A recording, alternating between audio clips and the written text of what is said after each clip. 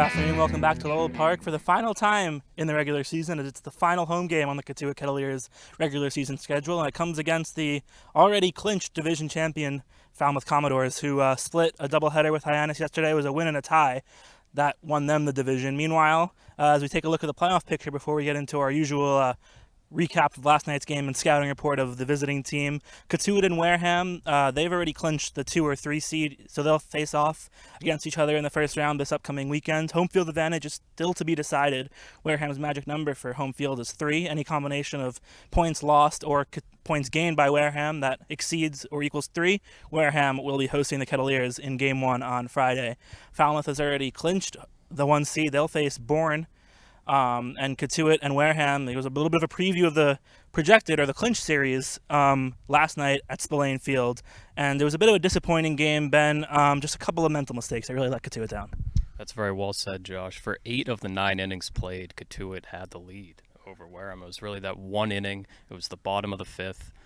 Right after Sullivan had gone 3 innings, he was really sharp as always. Struck out 3, didn't allow a run, only 1 hit. Nick Jones made his debut in the 4th inning out of Georgia Southern, and in the 4th he was fantastic. He struck out the side. But in that 5th inning, he started to struggle a bit with command. He actually ended up walking 6 batters in that inning, and Cotuit only allowed a couple hits in that inning, but 6 runs ended up crossing the plate with an error and the walks. It was just a really, really ugly inning for him. Matt Moore pitched extremely well in relief, but those 6 runs were just too much, as Wareham put out 2 really good arms in Levi Prater and Brandon Fate, and Cotuit just could not get the offense going after a start in which they were leading 2-0. It was just that bottom of the 5th inning really bogged them down. They actually ended up out-hitting Wareham in that game 6-5, so they can win at Spillane Field. We've seen it. But they just have to avoid that tough inning. In the last 3 games, they've walked 23 batters, and it just continues to come back and bite them. It was an issue at the beginning of the season. It seemed like they had it under wraps in the middle, and now it's coming back again. So the key for Cotuit looking ahead in the regular season and in the playoffs is to keep those walks low. Back to you, Josh. Yeah, and you mentioned Wareham threw 2 of their better arms yesterday. As the season draws to a close, you're going to be seeing teams' best arms in the remaining regular season games and in the playoffs. So Cotuit's going to have to learn how to, kind of work on their approach against these strong arms. And there's no better example than Falmouth starter today and Franco Aleman from Florida International. The sophomore has been nearly unhittable this season. He has a .32 ERA in 28 innings, and in his first 4 starts, he gave up 0 runs. His first earned run of the season came in his last start. Gave up just the 1 run in 5 innings, so it was still a solid start. But for his standards, he's probably a little bit disappointed on that start. And it's not just Aleman at the top of the rotation. They have given up the least runs in the division, 3rd least in the league. So it's a pretty solid rotation from top to bottom. To go along with that dominant rotation, it's not just the guys at the top of the rotation. In Aleman, the rotation's solid all around, and the lineup's solid all around. They have 3 players hitting above 300. There's only 10 league-wide, so they've got a big percentage of those guys who are really prolific at the plate in terms of average. Zach DeLoach, Hayden Cantrell, and Trey Cruz. And once Cantrell especially gets on, he likes to move around the bases quickly. 2nd in the league in stolen bases. The whole team likes to run. I think they have the 2nd most stolen bases in the league, but it's a Cantrell in particular who gets the ball moving, basically makes the defense work to get him out on the base paths. And so yeah, Falmouth's gonna be a really tough out in the playoffs next week. And Cotuit's gonna get a good look at them the next 2 days. They play 3 games, the game here today and 2 tomorrow in Falmouth. So more than likely, Cotuit, if they want to make the championship game, is gonna have to go through Falmouth. So they're gonna get some good looks at the Commodores today and tomorrow. And we'll hear from Coach Roberts with Sam Niederman and Aram Layton. They'll have his interview and their thoughts before this afternoon's game gets underway. Don't go anywhere.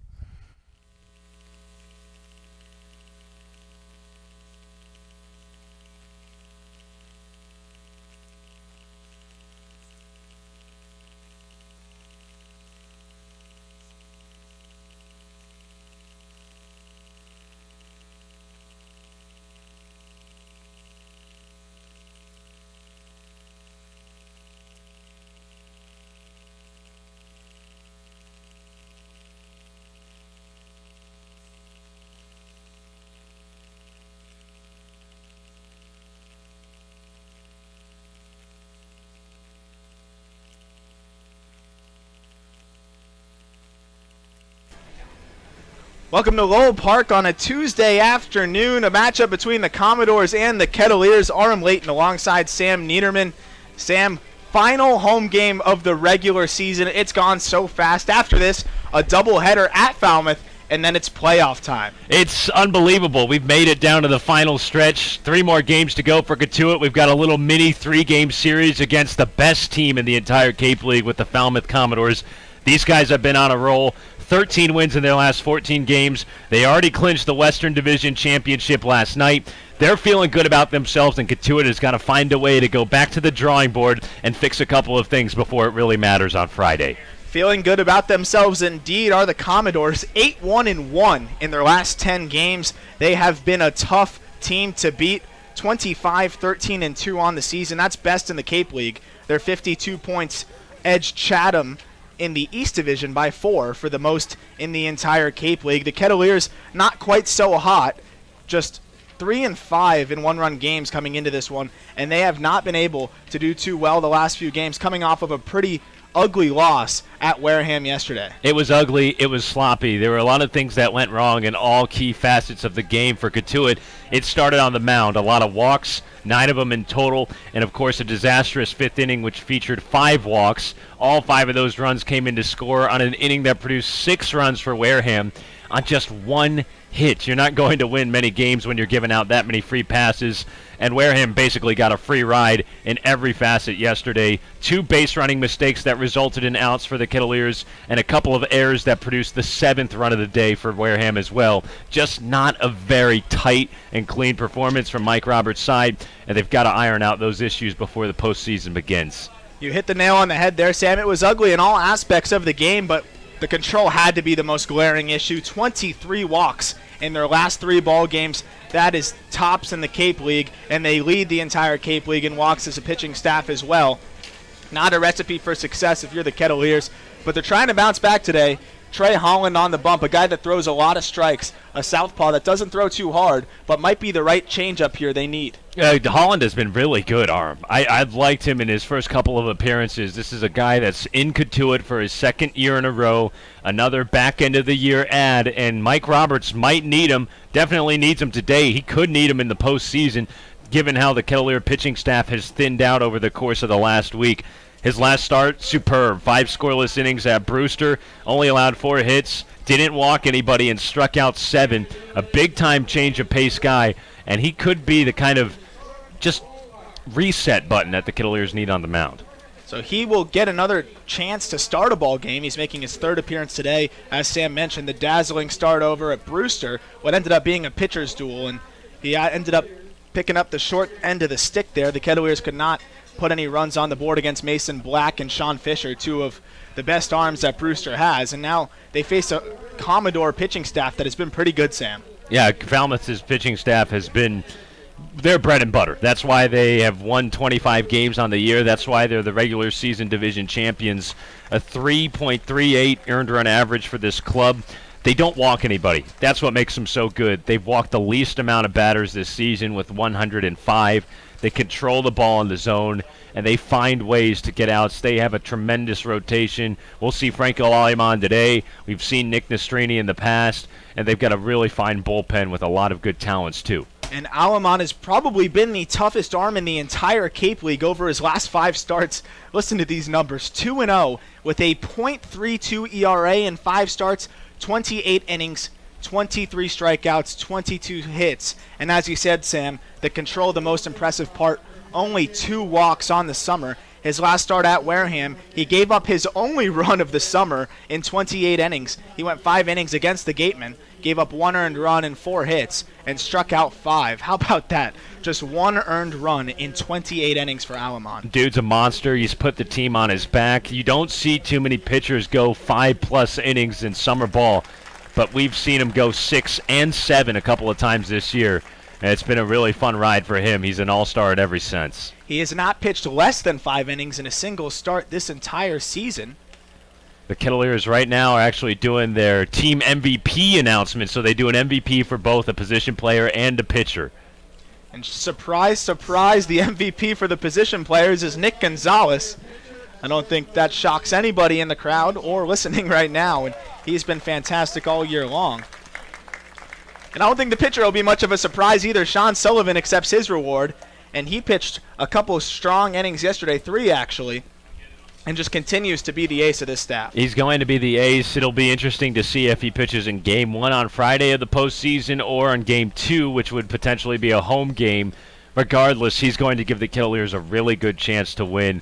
Great to see these two honored by their teammates. It's voted on by the teammates, and I think they got it right in every sense. Gonzalez is a no-brainer as the position player MVP. He's the heart and soul of this team. He will give this team a really good chance to win in the postseason. He has that kind of impact capability. Baseball's such a team game, such a wacky game, but he can really transcend all of those numbers. And Sullivan is going to be a young, basically Spitfire on the mound for this team heading forward into the playoffs. Gonzalez leads the Cape League in almost every offensive category. It'd almost be faster to say what he doesn't lead it in, but the most notable stats, he leads with hits with 50, total bases with 90, extra base hits with 22, and on base percentage with 456. He's just been consistent all year long. He went through an 0 for 13 spell, and that was about it. Then he just picked up over the last 5 games and has gotten red hot once again. 2 hits yesterday, a double and a triple. He has just been solid all year long. He's seeing the ball well, and I even spotted him in the batting cages today getting some extra work in. He is driven, and he wants to win. So we'll throw it to a quick interview with Coach Roberts, and then on the other side of the break, we'll have first pitch here at Lowell Park. Here with Coach Roberts at Lowell Park, the Kettleers gear up for a de facto 3-game set against the Falmouth Commodores to wrap up the regular season. Coach, a tough loss for the squad last night, losing 7-2 at Wareham. We're down to the nitty-gritty before the playoffs, so what's the focus heading into the final stretch? Well, the focus is still trying to find pitchers that throw strikes. You know, we've obviously last night we're up 2-0 and we give up 6 runs on 1 hit. And, but, you know, again, you stay positive.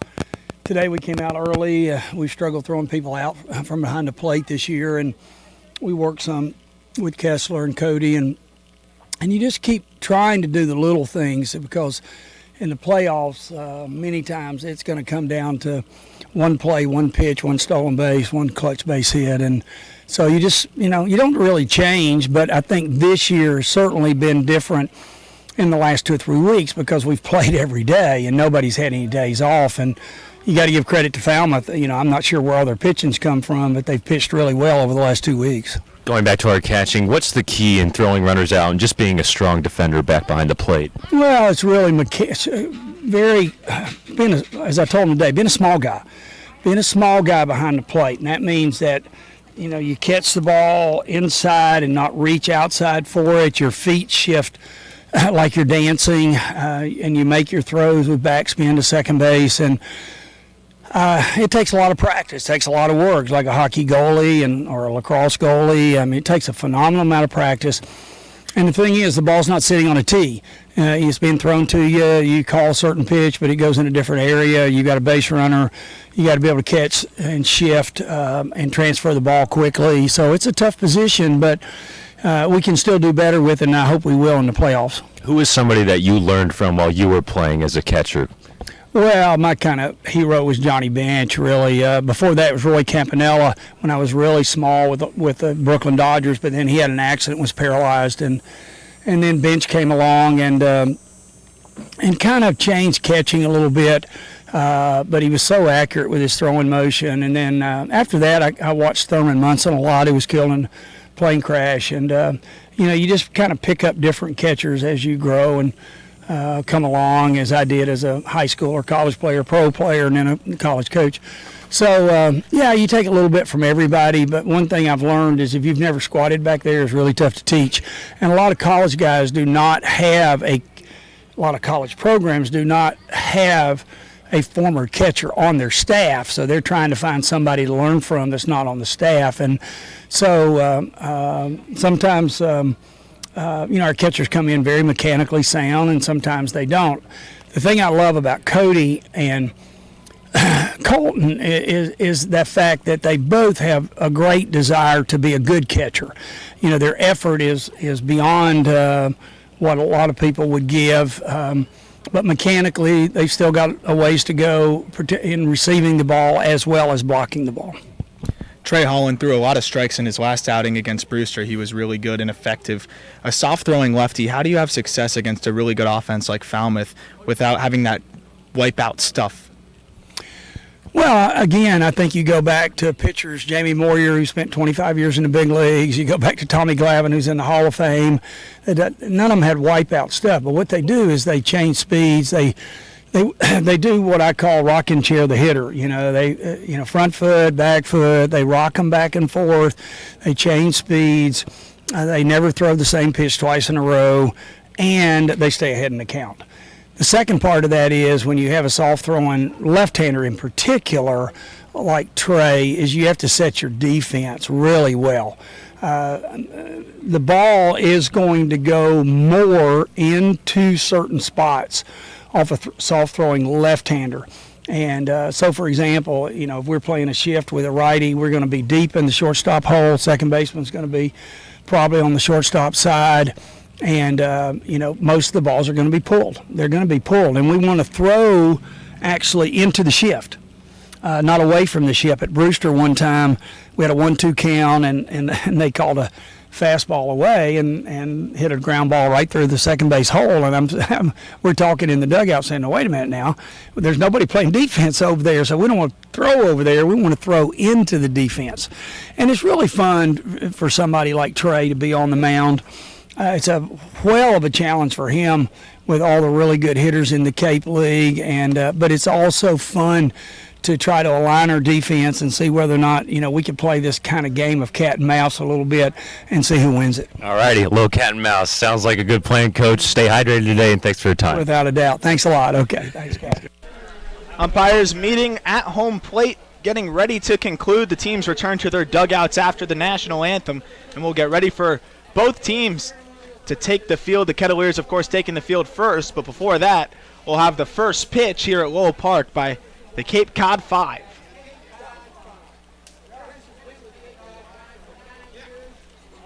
Well, Arm, we've reached this point in the season where it starts to get a little cheery. You know that the Kettleers are going to be playing Wareham in the first round. We know that. We know who they're playing. We don't know where they're playing. We don't know if there's a chance for Cotuit to actually get to that number 2 seed and get home field advantage for the first round. Likely not. The only way that the Kettleers could get that 2 seed and leapfrog Wareham is if they won these last 3 games against Falmouth and Wareham lost all last of their 3 games. So it's unlikely, but we know who they're playing, and at this point you fine-tune, you rest up, and you work on those things that Coach Roberts just indicated that you need to tighten up. That's playing good defense behind the plate, that's throwing strikes, that's just continuing to develop and keep on trending in the right direction. This team might have slipped off the path a little bit, but there's still time here in the regular season to get back on, and it'll be fun these next 3 games. It'll be low pressure. I'm sure we'll see a lot of position players on the mound tomorrow, but it'll be good. Well, the Gatemen are actually getting trounced right now at Doran Park by the Braves, 14-4 in the top of the 9th, so anything is possible, Sam. Of course, it's a long shot still. Kettleers would have to win both games tomorrow at Falmouth. The doubleheader will be played there. 2 7-inning games starting at 3 o'clock. But that's got to be good for the Kettleers to just see Wareham slow down a little bit. Of course, yesterday, the Kettleers really did not make the Gatemen earn it. It's hard to say that the Gatemen played well. Rather, the Kettleers played more poorly. You talked about it in the pregame. To give up 6 runs in that 1 inning and only one hit, by the Gatemen. It's just really not making them earn it in any way, shape, or form. Wareham had a free pass yesterday. I think Cotuit has a better offense than Wareham if we want to give a little glimpse on what a potential playoff series between the two could potentially look like. I'd give the Kettleers an edge on offense. Despite Wareham's contact-hitting approach, I think that the pitching that the Kettleers will feature between Jackson Wolf and Sean Sullivan will nullify that. And I think that Wareham's pitching, yes, although it is good, and Ian Bedell will be out there on the mound for a Game 1, and you'll see a really nasty bullpen with Brandon Fott, who's been a puzzle for the Kettleers all year long, or Joey Barron, who has been a witch against Cotuit as well, and Trent Palmer, the all-star at the back end. I think this Kettleer offense is the best in the league. They have the most power out of the league, and they can cut through good pitching like that. They're modern. They're adapted to the way that the Cape League has transformed over the last couple of years from going to be a pitching-centric league to still having that good pitching, but just a lot more power and a lot more batting. And I think the Kettleers play to that. And we'll see if they can get back on track on the mound these next 3 games, but the offense is going to be the key for them in the postseason. Well, now the Falmouth offense is getting ready to face Trey Holland, who's out on the bump warming up. The Kettleers just took the field.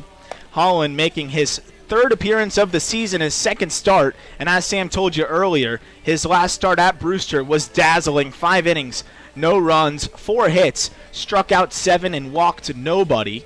He's a guy that'll just sit in the mid-70s. A fastball, curveball, changeup mix, likes to spot up. He's just 5'11", 200 pounds, a junior from the University of the South. That's Sewanee over in Tennessee. And he'll face a Commodore lineup that goes as follows. Hayden Cantrell leads off and plays second. Blake Dunn bats second and plays center field. Zach Deloche, the right fielder, bats third. Trey Cruz, the shortstop, in the cleanup spot. Jackson Coots, the first baseman, bats fifth. Barron Ratcliffe, the DH, bats sixth. Austin Langworthy bats 7th and plays left field. Matt Nelson, the catcher, bats 8th. And Steven Moretto at the hot corner rounds things out in the 9 spot. We'll set the Kettleer defense for you as Holland pours in his last warm-up pitch. Casey Schmidt at third. Adam Oviedo at shortstop. Nick Gonzalez at second. Matt Mervis at first base. Colton Kessler gets to start behind the dish. And some new faces in the outfield from left to right. Martin, Hill, and Robinson. That's Robbie Martin, Cam Hill, and Christian Robinson in the outfield. Hayden Cantrell, the switch hitter, makes his way to the plate. He bats from the right side against the southpaw in Trey Holland.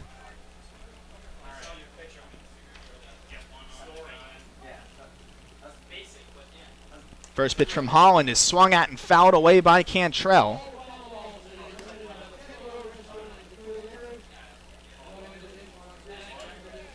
Cantrell, a .317 hitter this season. 40 for 126, 3 home runs, 14 driven in. Lines one out into center field. Cam Hill coming in, and he makes the grab for out number 1. Cantrell retired.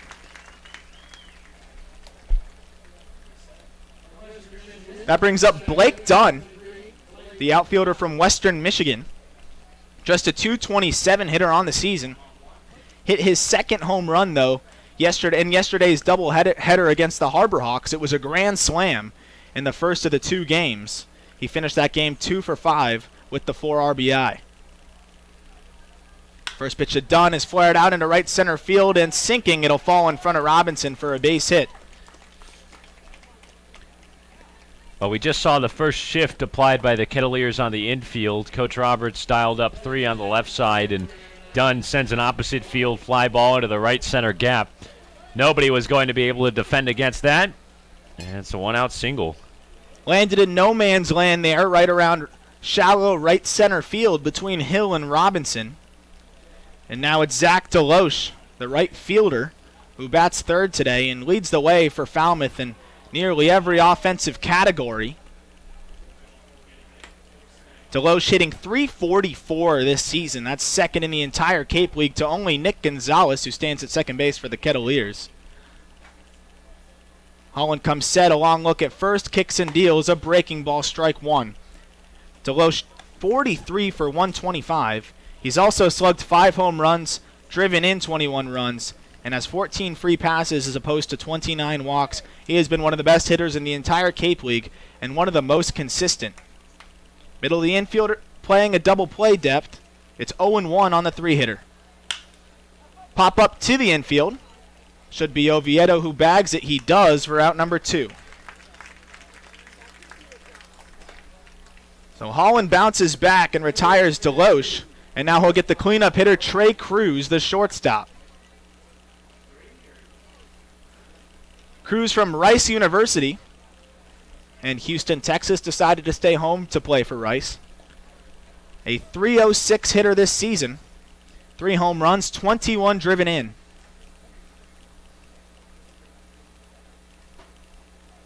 First pitch to Cruz, a breaking ball outside corner, 0-1.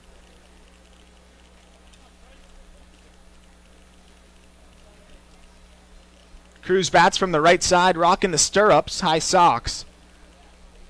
Red, blue, and white on the Commodore stirrups. Pick off over to first, and he's back easily.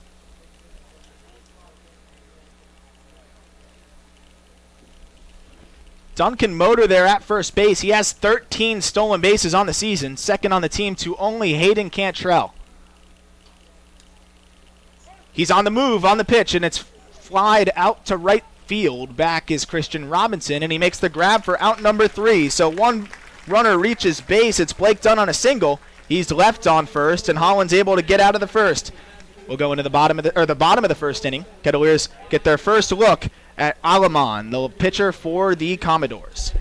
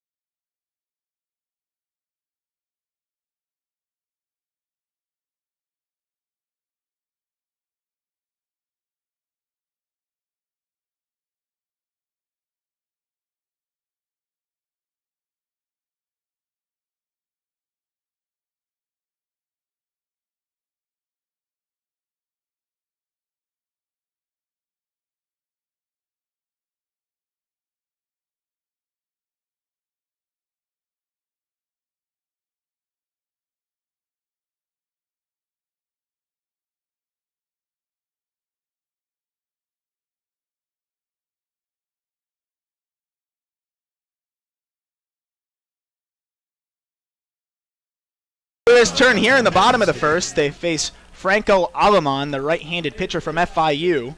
Kettleer lineup sounds like this. Nick Gonzalez leading off, playing second. Arajanu in the 2-hole DHing. Matt Mervis batting third, playing first. Casey Schmidt batting fourth, playing third. Robbie Martin batting fifth in left field. Christian Robinson sixth in right field. Cam Hill in center field bats seventh. Colton Kessler catches and bats eighth. And Adam Oviedo, the shortstop, bats ninth. They are opposite of Franco Alamon, a 6'6" right-hander, just a sophomore from FIU who has just carved up the Cape League this season. 2-0, a minuscule .32 ERA in 5 starts. He's only given up 1 run in 28 innings while striking out 23.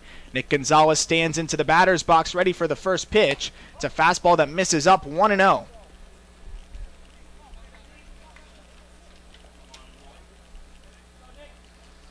Gonzo had another multi-hit game yesterday, a double and a triple over at Wareham, and he lines one, a leaping catch by the second baseman there, Cantrell, to rob Gonzalez of a hit. He hit that so hard, he was only 2 steps out of the batter's box before it was in Cantrell's glove. So allowed out number 1, and now it's Arajanu, the switch hitter, who bats from the left side. That's a beautiful swing by Gonzalez, but unfortunately one of those baseball things you can't control. You tip your cap to Cantrell. I think he had another chance to make a leaping play on a Kettleer. It might have been Gonzalez earlier in the year. That time he was able to climb the ladder and catch it. First pitch breaking ball hits a new on his front leg there. And Holt take first base here with 1 out, and Matt Mervis gets a crack. Kettleers lead the entire Cape League in hit by pitches. And they add to that lead here with Arajanu getting plunked on the knee. And now Matt Mervis, the first baseman from Duke, gets a crack at Alamon with a runner on and 1 out.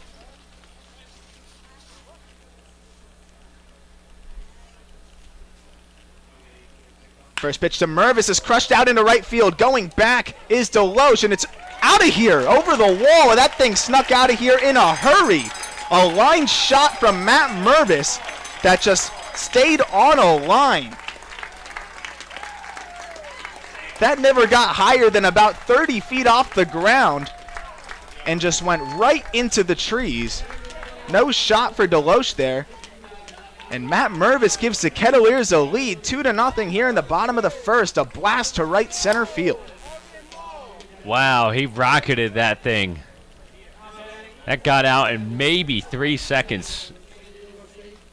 It just had enough height to clear the wall, and Mervis with another big-time home run. It's his second of the year only, but He slid into that 3 spot in the Kettleer lineup and has produced. Now it's Casey Schmidt, the cleanup hitter, who takes a first pitch breaking ball. So Alamon, who came into this game only having surrendered 1 earned run on the season, gives up 2 on 1 swing of the bat by Matt Mervis. And it's even to 1-1 on Casey Schmidt, the third baseman from San Diego State.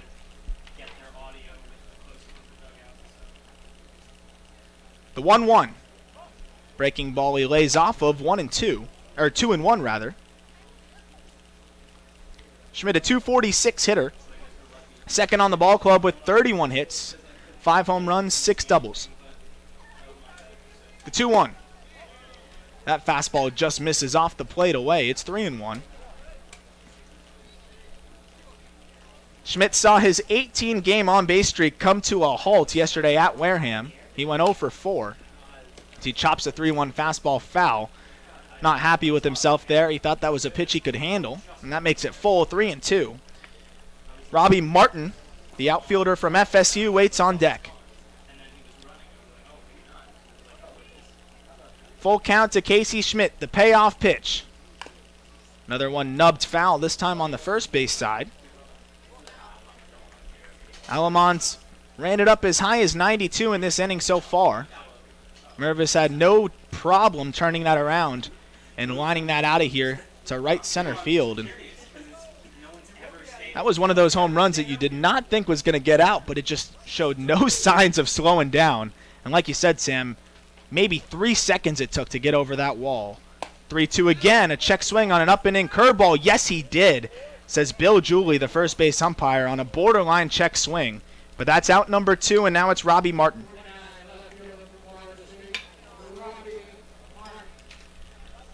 Robbie Martin gets the start today in left field, the sophomore from Florida State. A new look to outfield for the Kettleers today, with Cam Hill getting the start as well in center, and Christian Robinson in right. First swing at a changeup, right through it. It's 0-1. All 3 outfielders were not in the lineup yesterday at Wareham. The 0-1 to Martin. Doubles up on the changeup, and now it's 0-2.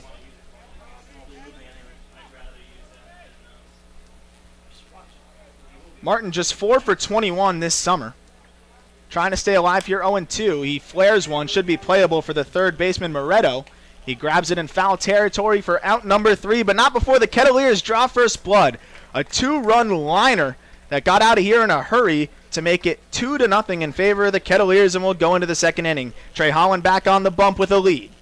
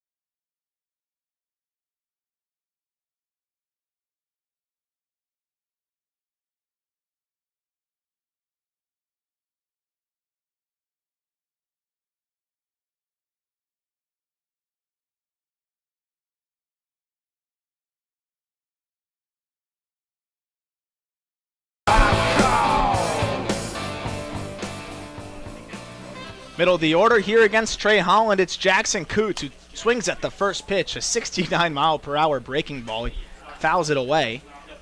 Holland will float that curveball around the high 60s. It'll touch 70. His fastball does not top much higher than 85. Lefty-on-lefty matchup here with Coots at the plate. That 81-mile-per-hour fastball misses high, 1-1. Coots with the gritty, no batting glove look. Just one little strand of tape wrapped around his wood bat. 1-1, a changeup that just sinks too much inside. It's 2-1.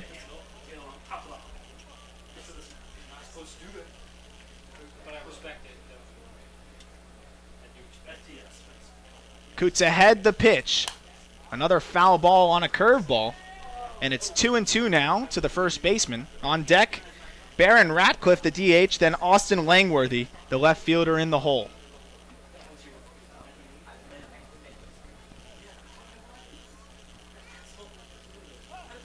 Coots calls for time there. Gets a breather as he awaits the 2-2 pitch. The Commodores have struggled against left-handed pitching this summer, just .216 as a ball club. That fastball up and in is spoiled away. Count remains at 2-2. 27 of their 30 home runs this season have come against right-handed pitching. So good news for Holland, who looked good in the first inning, trying to take advantage of that against this Falmouth lineup. The 2-2. Ground ball pulled over to first. Mervis fields it on a long hop, takes it himself, out number 1. So 3 unassisted here for the first out of the second inning. And now it's Baron Ratcliffe, the big left-handed hitter who DHs today from Georgia Tech. This dude has a lot of power. He was in the home run derby, had a lot of hype around him coming in, did not win it, but he has provided a big spark in the middle of the Falmouth order. Radcliffe takes a first pitch fastball for a strike on the outside corner. He has 5 home runs on the summer. 6'4", 230 pounds. He was a quarterback in high school. Built almost like Cam Newton up there. So he takes a breaking ball low. It's 1-1. Radcliffe has struggled mightily against Southpaws this season. Just 1 for 18. 1-1. Changeup just misses inside. It's 2-1. 244 on the season for Radcliffe. The 5 home runs, 19 runs driven in. 2-1. Yanks one foul down the first base line, and now it's 2-2. One out here, a 2-0 lead in favor of the Kettleers. Matt Mervis went yard with 1 out in the first inning. That play to Darajanu. And that's the difference so far.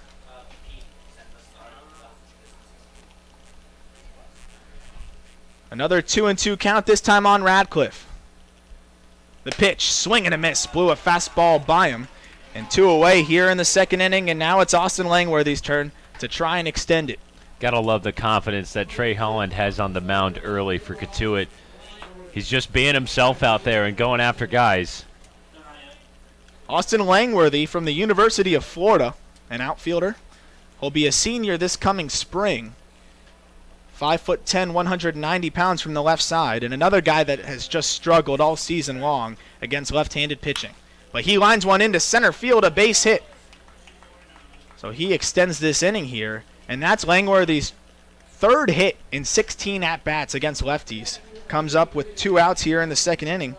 And now it's Matt Nelson from Florida State, a teammate of Robbie Martin, who plays left field for the Kettleers today. Nelson's the catcher for the Seminoles.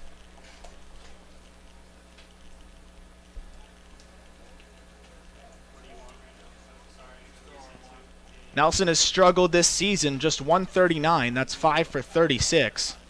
He's not driven in any runs, and he's walked 5 times.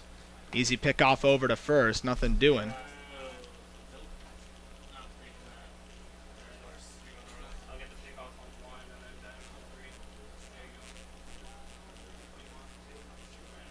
One on, 2 outs here.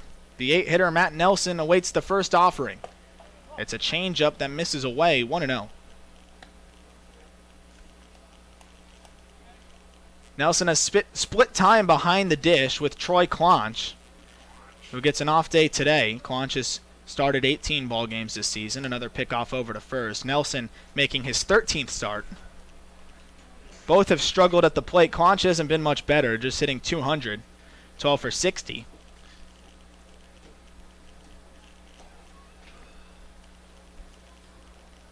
Holland takes a long look at first base, kicks and deals a 1-0. That's lined out in a left field, and it is grabbed by the left fielder Robbie Martin, who comes in to make the catch. One Seminole flies out to another, and that ends the second inning. The top of the second inning here will go into the home half. Kettleers up 2-0. You're listening to the Cape Cod Baseball Network.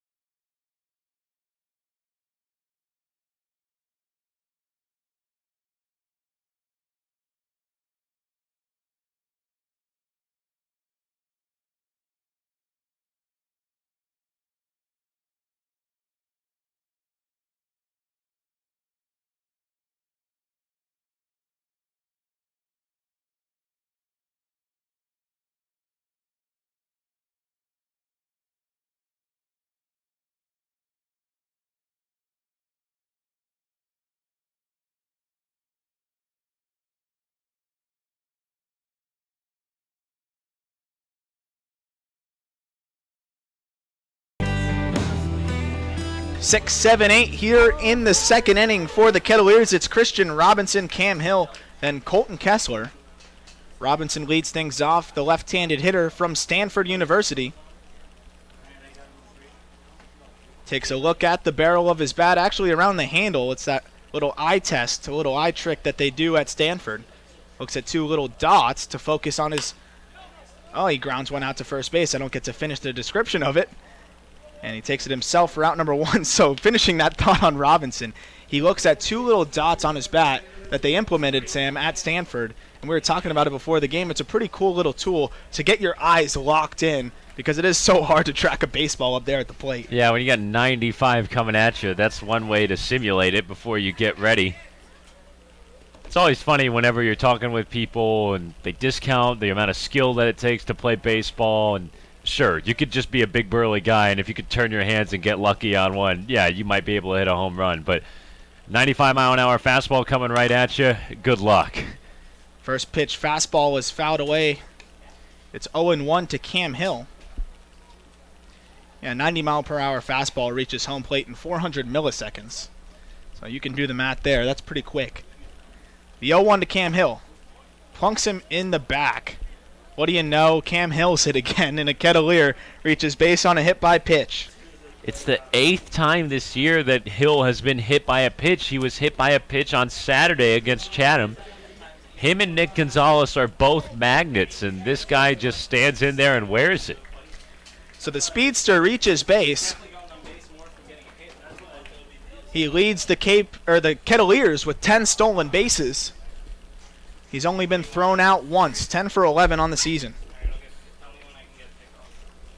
Colton Kessler waits for his sign from his coach over at third base in Mike Roberts. Now steps into the box. Kessler bats from the left side, pick off over to first. He's back standing up. Back-to-back Wildcats here from Kentucky in the lineup, 7 and 8 with Cam Hill and Kessler. Rajanu will be joining them this spring over in Kentucky. He's transferring over there. Hill on the move. It's a hit and run. It's fouled away. So Hill will have to retreat back to first. It was a breaking ball that Kessler was way ahead of. So now 0-1 to the left-handed hitting catcher, who's trying to get it going at the plate. He's hitting just 148 so far this season, making his 24th appearance. He's 9 for 61. He homered once, has doubled once, and has tripled once. He's got a lot of power, though. We've seen him show it off in batting practice, just trying to tap into it in the game. 0-1. He lifts one out into center field. Ranging under it is Dunn. And Hill will retreat back to first, out number 2. That brings up the 9-hitter, Adam Oviedo. Ovi has started just about every game at shortstop since he arrived. He'll transfer to Oral Roberts this spring from TCU and will most likely be the starting shortstop there. Oral Roberts in Tulsa, Oklahoma. Pickoff over to first, and Hill is back. Ovi 4th on the team in hits with 29. He's come alive at the plate as of late until the Kettleers ran into Wareham yesterday. He had a tough one, but who didn't in the Kettleer lineup? Ovi had a hat trick, 0 for 3 with 3 Ks. Takes the first pitch breaking ball for a strike. Kettleers struck out 12 times as a team against the Gatemen. So Hill still on first. He usually doesn't stay there too long. An 0-1 count to Oviedo. Alamont comes set. Picks back off over to first base. Hill is back.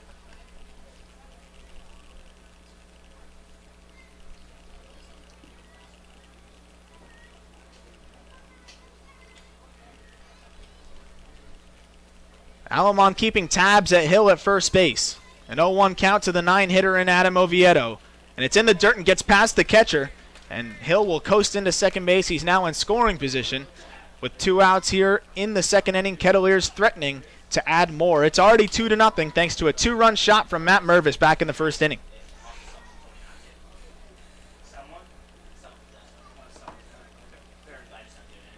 So now a 1-1 count on Adam Oviedo. Bats from the right side. Trying to get the top of the order back up in this inning. Nick Gonzalez waits on deck.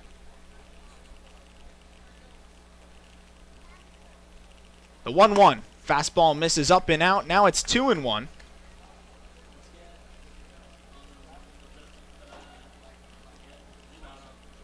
Oviedo leads, actually in second on the Kettleers with 17 walks to only Nick Gonzalez, who waits on deck. He has 19. But he leads the Kettleers in strikeouts with 32. 2-1, swing and a miss at a breaking ball. And now it's 2-2. A nice pitch there from Alamon, who's trying to keep this game at 2-0, and strand Cam Hill at second base. Infield plays straight up. They only need one more out here. Cam Hill a pretty big lead off of second base. 2-2 count to the 9-hitter, Oviedo. 2 outs here in the second inning. Hill takes a few shuffle steps. He's on the move towards third. They've got him in a pickle. It's going back and forth, and the throw comes into third, but Cam Hill dives in ahead of the throw. He escapes out of the pickle. He's been an escape artist all year long in those types of situations. Wow, the home plate umpire said he was out, but now the third base ump rather is saying he's safe. It looks like Coach is going to talk about it a little bit. I think they're going to give Cam Hill third base. So we couldn't see the home plate umpire, at least I couldn't. He was behind third base, but we saw the safe gesture from the third base umpire in Joe LaBella. I've never seen that where 2 umpires simultaneously give different calls. It looked like Cam Hill dove in ahead of the throw. The entire Falmouth coaching staff is outside of the dugout, and Bill Julie, the first base umpire, is coming in towards the Falmouth dugout and telling them to retreat.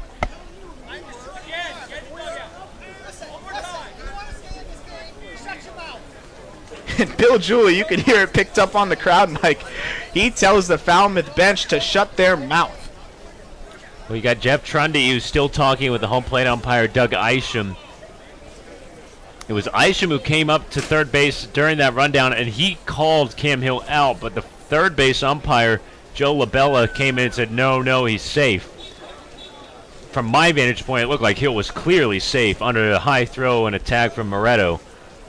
It did not even seem like it was a close call. It was actually one of the rare occasions where I made the call before I even saw the call from the umpire, which is obviously not something you should do, but that's how safe I thought Cam Hill was.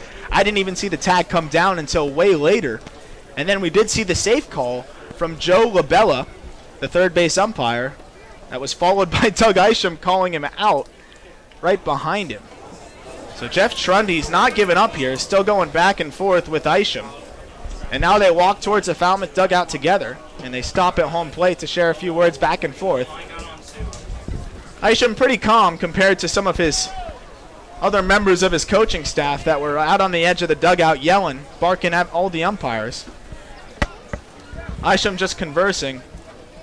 And now that meeting concludes. Trundy makes his way back to the dugout, and it looks like Cam Hill will stay on third base. So how about that?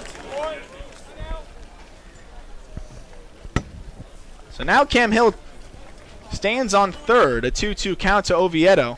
And the way those things work, usually you have those long conferences and then the inning ends on the next pitch or something like that. We'll see if Oviedo can try and change that fortune. It is 2-2. Fastball misses high and it's full. This is a guy that Alamon wants. On deck is Nick Gonzalez, who just won the offensive MVP for the Kettleers, and there's a good chance that won't be the only accolade he wins this summer. He's got a good shot at the entire Cape League MVP trophy when it's all said and done here this summer. 3-2 to Oviedo. Breaking ball, strike three, got him looking, and Oviedo does not like it. But that's the 33rd punch out of the season for Ovi, and that does it here in the second inning. Kettleers can't add. They leave Cam Hill on third base, and we'll go into the third. It's 2-0 in favor of the Kettleers.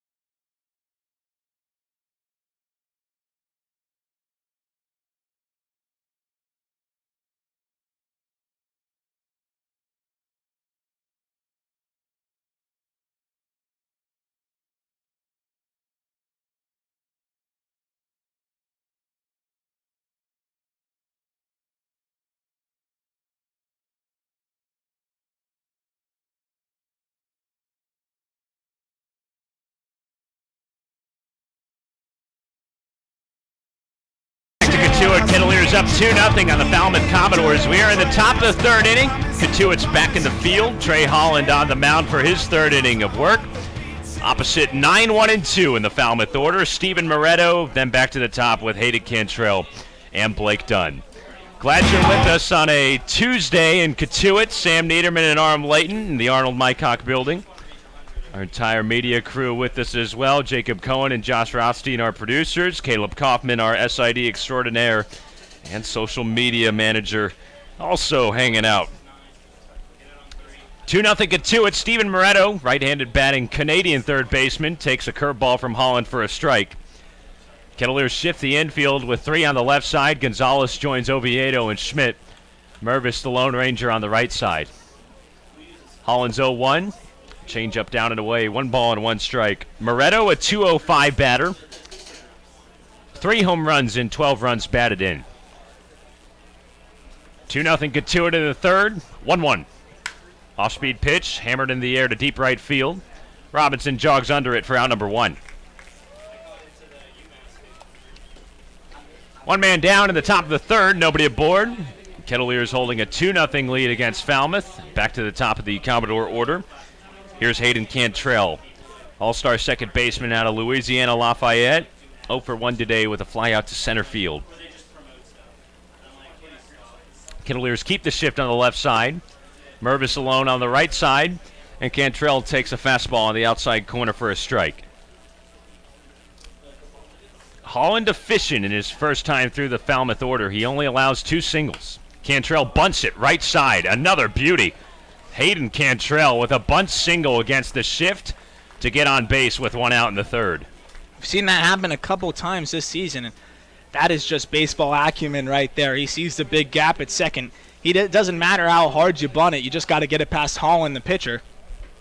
A beauty there from Hayden Cantrell. We saw that happen against Holland in his last start at Brewster.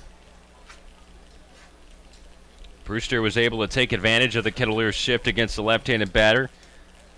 Christian Malfetta laid down a bunt against the shift and then also singled right through the shift. This time it's Cantrell who picks up the 3rd hit of the afternoon for Falmouth. A bunt single on the right side. He's on first base with 1 out. 2-0 Cotuit in the 3rd. Blake Dunn comes back to the plate, right-handed batting center fielder from Western Michigan. Holland steps off and Cantrell scurries back in, no throw. Mervis holds on, huge gap on the right side. 3 infielders on the left side for Cotuit. Holland out of the stretch, peers over to Cantrell. First pitch out, nothing doing. 1 ball and no strikes on Dunn. Dunn 1 for 1 with a single in the 1st. He hit a grand slam yesterday for Falmouth, helping the Commodores to a 9-5 win over Hyannis in Game 1 of a home-and-home doubleheader. Gonzalez shifts over to the right side of the infield. Holland posts up out of the stretch. 1-0, swing and a miss on a curveball. 1 ball and 1 strike on Dunn.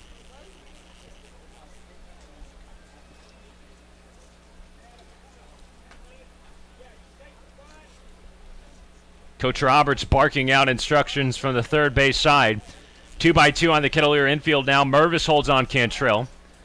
And a look over to first by Holland to keep the speedy runner at bay. Falmouth has led the league in stolen bases so far with 68.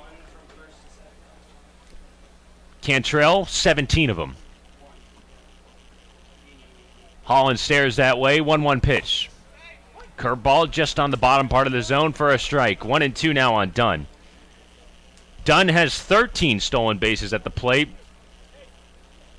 Those 2 involved in this play right here, leading the club. 2-0 Kettleers in the 3rd. 1 man on with 1 out. Gonzalez shuffles back over to the left side of the infield. Holland's ready. 1-2.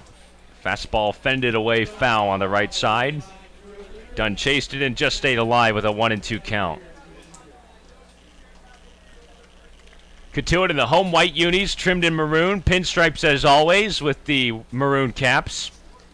Falmouth in the road villainous black uniforms on gray pants. Maroon letters and numbers and socks. Casual throw over to check on Cantrell, who scurries back in again.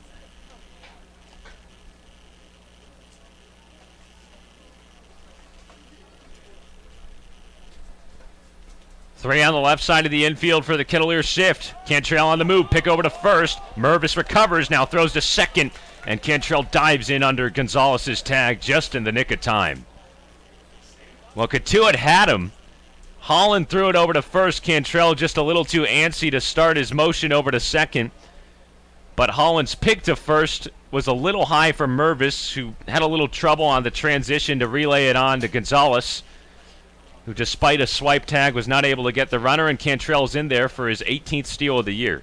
And the Falmouth dugout wanted a balk there on Trey Holland. It was a really borderline pickoff move there. Of course, once you start coming towards home, you got to go home. And once you want to throw over to first base, you have that 45-degree angle rule. And it was very borderline there. And I think if Cantrell was thrown out at second, you'd see the Falmouth dugout up in arms one more time. Now Falmouth with the runner in scoring position. Kettleers by 2. 2-0. Matt Mervis with a first inning 2-run home run. Moretto flied out to right to begin this inning. Cantrell a bunt single against the shift, and now a steal. Kettleers shift again with 3 on the left side. Mervis plays on the right side.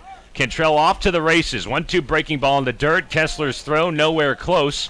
And Cantrell moves all the way up to third base on another steal.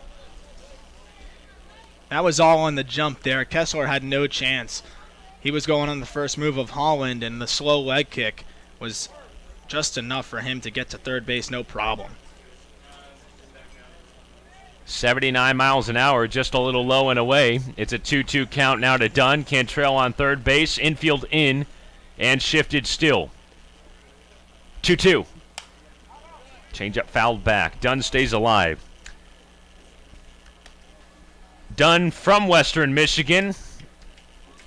Saugatuck. First team All-Mid-American Conference selection in the spring. He hit .374 for the Western Michigan Broncos, hitting .227 on the Cape.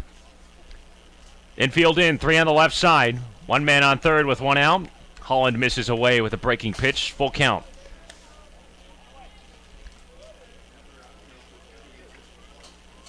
Dunn had that grand slam in Game 1 against Hyannis, and then in Game 2, which was played at home, he went 0 for 4. Although Falmouth got the job done in a 5-5 tie, clinching the West Division regular season championship. Payoff pitch, a curveball, casted out into shallow center field. Hill comes in, makes the catch. That's out number 2. Cantrell comes all the way home to score from third. Throw was way up the line from Hill. And Falmouth gets on the board with an RBI sac fly by Blake Dunn. I thought for a second that Hill might have a chance. It was just a shallow fly ball, like you said, partner, about 100 feet beyond the infield grass, if that, maybe 75, but a throw that just got too far high in the air and just sailed on Cam Hill, and with Cantrell's speed, he was able to coast in easily. Hill misses the target of his Kentucky teammate Kessler up to the first base side. The steals pay off for Falmouth. Cantrell scores on the bunt single. An RBI sac fly for Blake Dunn to make it a 2-1 game. Kettleers still have the lead in the third, 2 outs and nobody aboard, and here's Zach DeLoach, the surprise Texas A&M Aggie who plays right field. 0 for 1 today with a pop out to short.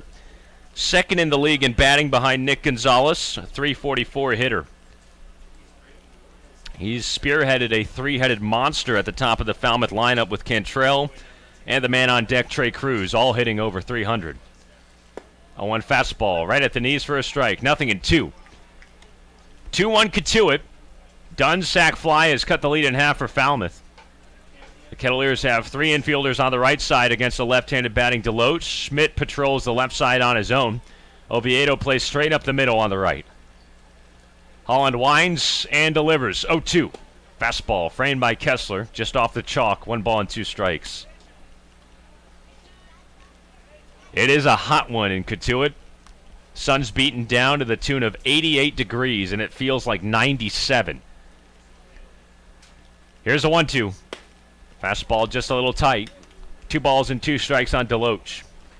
That hasn't stopped the Kettleers from packing this place up for the regular season home finale. Third base grandstand humming.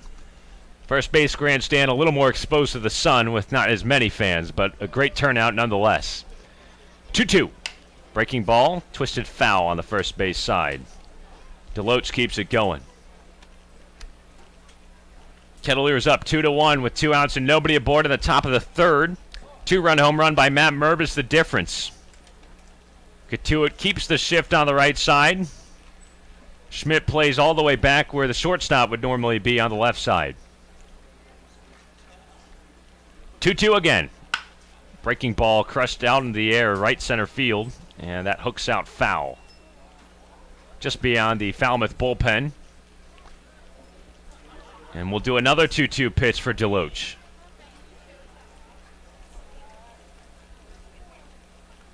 Kettleers will have at least 1 more home game in the postseason. Barring a win in the final 3 regular season games against Falmouth and Wareham losing all 3 of their remaining games, Cotuit would be the 3 seed. Curveball, pierced foul on the right side again. DeLoach still out in front of it. 67 miles an hour on that last pitch from Holland. And he keeps the count at 2 balls and 2 strikes.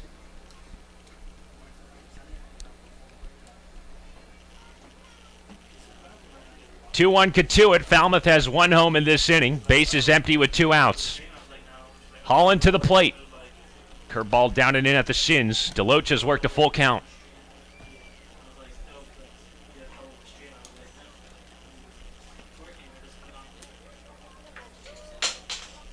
Holland a deep breath. Straight up on the rubber for the windup. He wiggles the mitt. Ready to rock. 3-2. Breaking ball. Punched up the middle and into center field for a base hit. Zach DeLoach beats the shift with an opposite field poke just off the end of his bat. It was right past second base. Schmidt tried to go over for it. Even Oviedo had a look at it, but none of them could get to it in time. And Falmouth picks up their 4th hit of the day with a 2-out single from Zach DeLoach. You called it, partner. It was just right in the little no man's land of that shift. You figure if Oviedo was playing straightaway shortstop, he might have had a crack at that one, but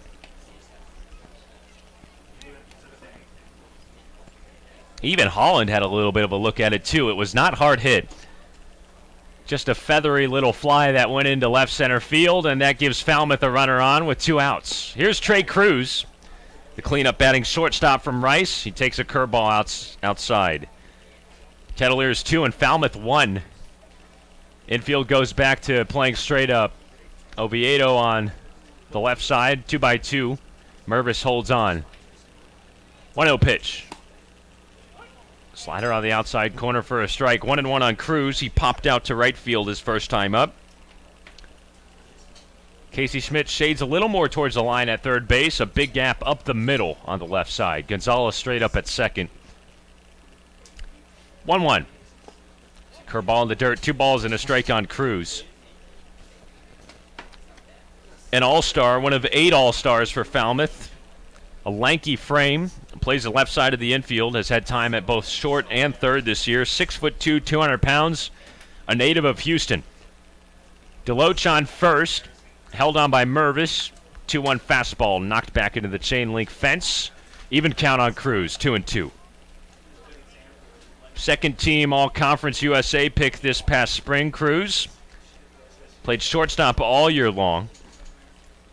Has Major League Baseball in his blood. His father, Jose Cruz Jr., was a former All-American at Rice and a 12-year player in the pros with the Toronto Blue Jays. Trey Holland trying to find the final out of this inning. A fly out for Moretto, a bunt single against the shift by Cantrell, 2 steals. He scored from third on Dunn's sac fly, and then the 2-out single by DeLoach. Runner on the move, 2-2 pitch, swave and a miss, does not matter. Trey Holland with a fastball that tails away from Cruz. And that's strike 3 and out number 3 here in the 3rd inning of play. Falmouth gets back on the board, though. It's a 2-1 game after the Blake Dunn sac fly. 1 run on 2 hits, no errors, and 1 man left on base. And we're on to the bottom of the 3rd inning on the other side of this break. Kettleers 2, Falmouth 1 on the Cape Cod Baseball Network.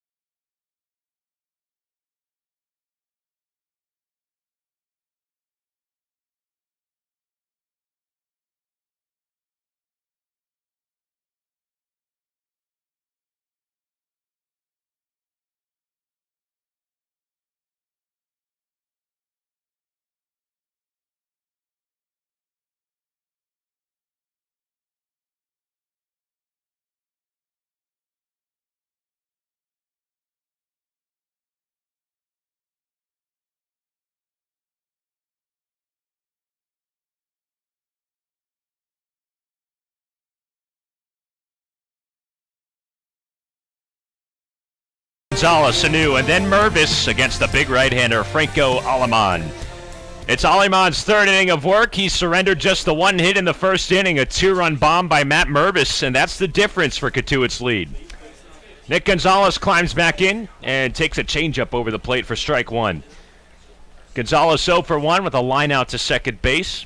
Jumping play by Hayden Cantrell robbed him of a single. Wind up from Aleman, 0-1. Slider dipped in on the knees for a strike. No balls and 2 strikes now on Gonzalez, the Cape League leader in hits, batting average, slugging, on-base percentage, and runs scored. The heartbeat of this Kettleer team so far this summer. We're in game 42, and he's in the driver's seat for the Cape League MVP and perhaps the batting champion crown. 93-mile-an-hour fastball from Aliman, just up at the letters. 1 ball and 2 strikes. Could be Zach DeLoach from Falmouth that presses him a little bit. DeLoach hits 348. Gonzalez at 352. 1-2, tip and a miss. Foul swing by Gonzalez back into the mid of Nelson, and that's strikeout number 2 on the day for Aliman. Out number 1 here in the third.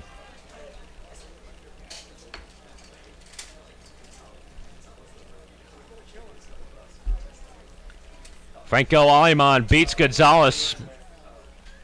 A slider foul tipped back into Nelson's glove. And that's out number 1 here in the bottom of the third. Arajanu pounces on the first pitch and grounds it foul on the first base side. No balls and 1 strike. 2-1 Cotuit. Bases empty with 1 out in the bottom of 3. A new 0 for 0. A hit batsman in the first, and he scored on Matt Mervis's 2-run drive. Moretto playing in at third. High and tight fastball from Aliman. 1 ball and 1 strike. This is probably Aliman's last inning of work as a starter. This is his 6th start of the summer, and Jeff Trundy most likely looking to preserve him as a potential playoff starter once we get to that point on Friday. A drive, deep right field corner. Araj sinks it out of here. Arajanu with a solo drive to put the Kettleers back up by 2 in the bottom of the third inning. His 6th of the season. It comes with 1 out, and it makes it a 3-1 game for the Kettleers.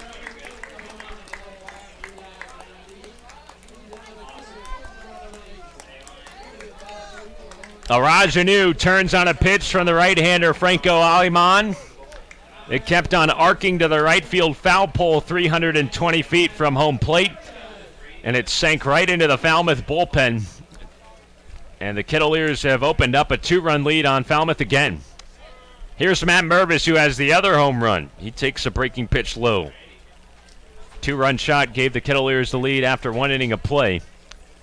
1-0 from Aliman. Squibbed foul on the first base side. 1-1. Falmouth got a run back in the third inning. Blake Dunn with an RBI sac fly. But the Kettleers retake a 2-run lead here in the third on Arajanu's solo home run. 1 out, base is still empty. Here's a 1-1. Breaking pitch, smothered into right field. He got on top of that one. Mervis with a 1-out single, and he's now 2 for 2.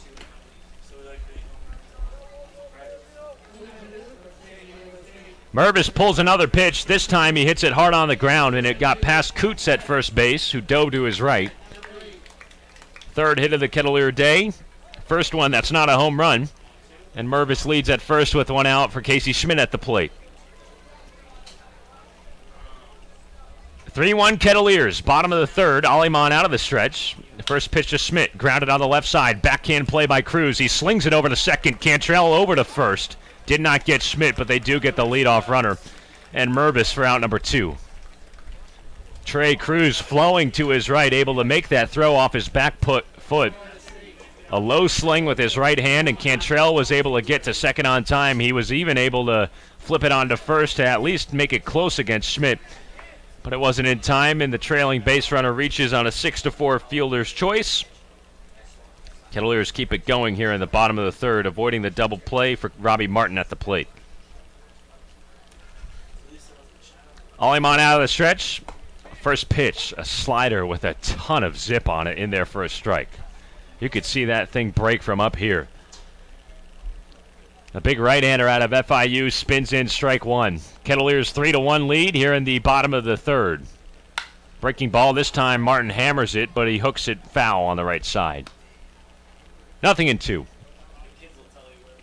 Schmidt on first after reaching on a fielder's choice. Kettleers add on to the lead with a solo home run by Arajanu with 1 out in this inning. 2 outs and a man on. Coots holds Schmidt, who's just off the bag. Aliman peers over his left shoulder. 0-2 to Martin. Fastball fouled away on the left side. 92 miles an hour from Aliman. He's a big pitcher at 6'6", 220 pounds, and he's just entering his sophomore season at FIU. Made 12 starts and struck out 53 over 65-plus innings this past spring. a native of Tampa, Florida, a product of Alonzo High School. 0-2 on the way. Fastball with a lot of cut in towards the left-handed batter, Martin, but it's just 2 inside, 1-2. 3-1 Cotuit, home half of the third. A packed crowd looks on from the third base grandstand at Martin, the left-handed batter. Leg lift from Aliman. 1-2 fastball outside at 94. Level count, 2 balls and 2 strikes. One more game at Lowell Park, at least guaranteed once we get to the postseason. It could be 2. We'll see how that all pans out. We know the Kettleers will play Wareham in the first round. Another foul ball off towards the Kettleer kitchen. Still 2-2 on Martin. Couple of Tampa kids going at it here.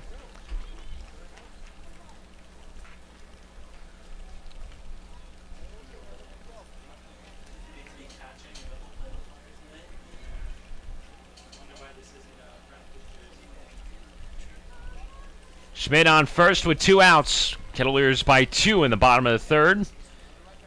2-2. Fastball way upstairs at 95. Nelson throws it down to first to check on Schmidt, who dives back in head first. 3-2 now on Martin.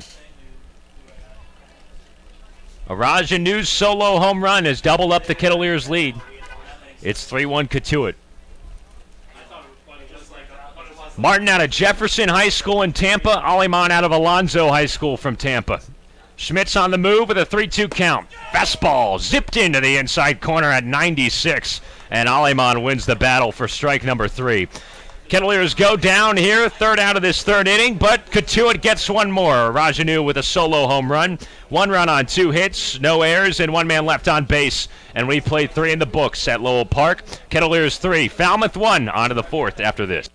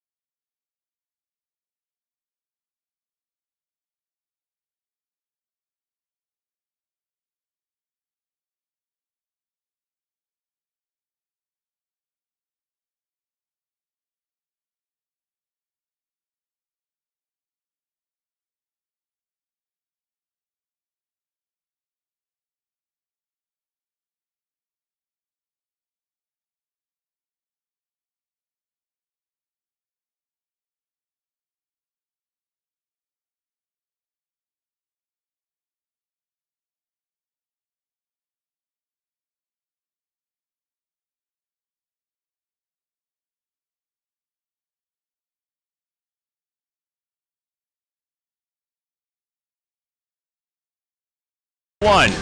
Falmouth back at the plate. Trey Holland back on the mound for Cotuit. It's his 4th inning of work. Kettleers answered the RBI sac fly from Blake Dunn in the bottom of the 3rd inning. Arajanu with his 6th home run of the season, a solo shot to deep right field to make it a 3-1 game. Jackson Coots, Barron Radcliffe, and then Austin Langworthy due up for Falmouth. It begins with Coots, the big left-handed batting first baseman out of the University of Rhode Island. And he takes a curveball on the outside corner for strike number 2. Casey Schmidt backs off at third base. Initially was playing in on the grass. Holland winds and delivers. Curveball just dropped outside. 1-2 on Coots. Coots 0 for 1, grounded to first base his last time up in the 2nd inning.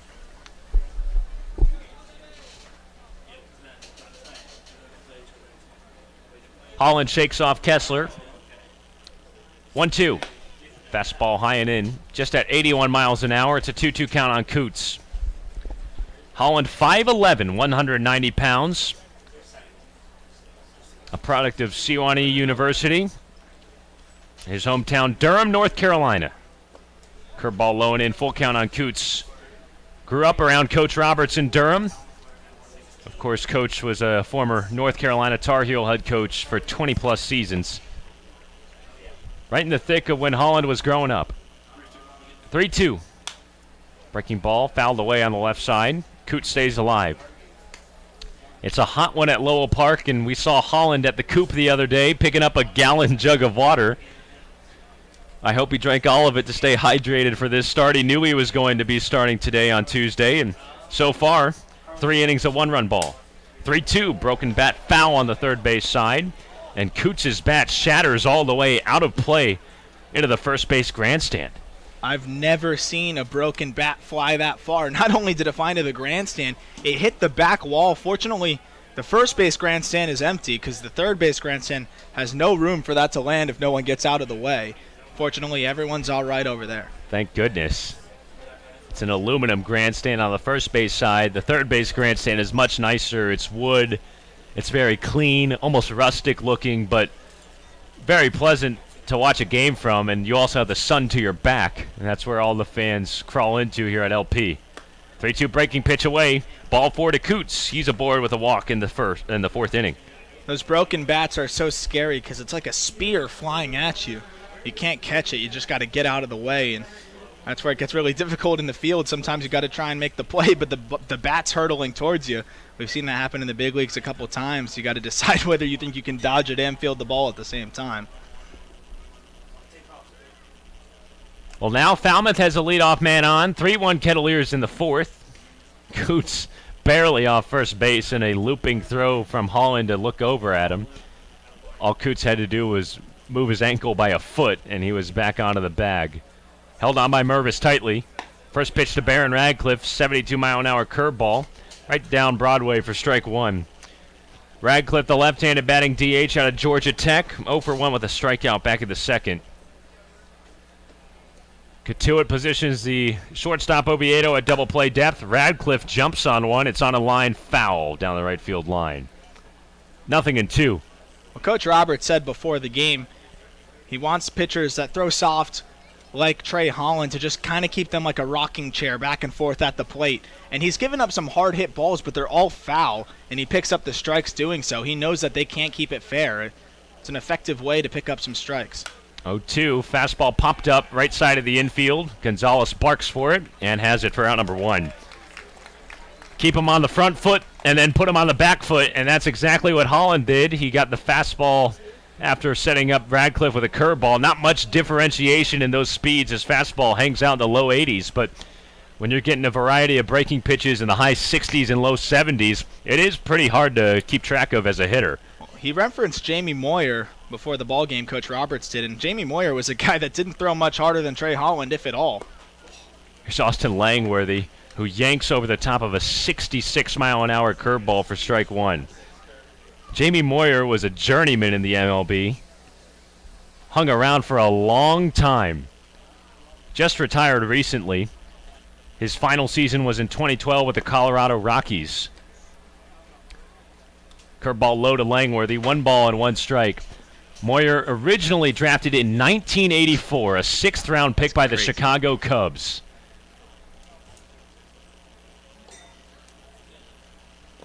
One curve inside to Langworthy, and it just got past Kessler, but he's able to keep it at bay to hold Coots on first base. He pitched his final game when he was 49 years old.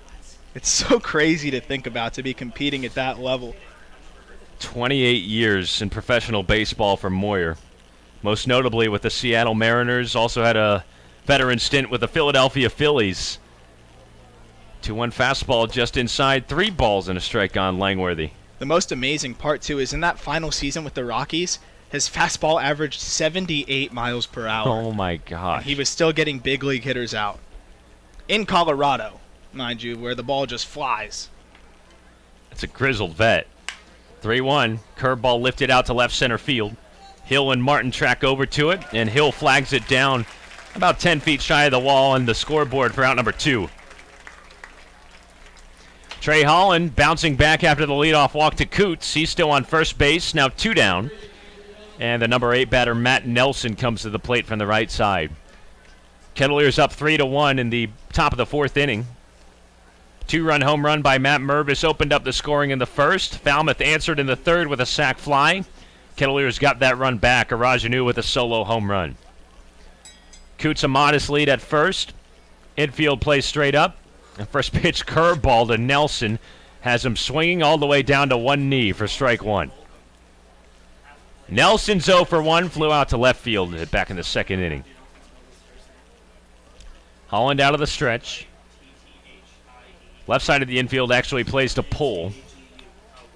0-1. Curveball lined in the air, down towards the corner in deep left field, and that ball is gone. Matt Nelson recovers. One pitch for a bad strike, and then he gets the same curveball for the second pitch and launches it out to left field for a 2-run home run to tie up this game at 3.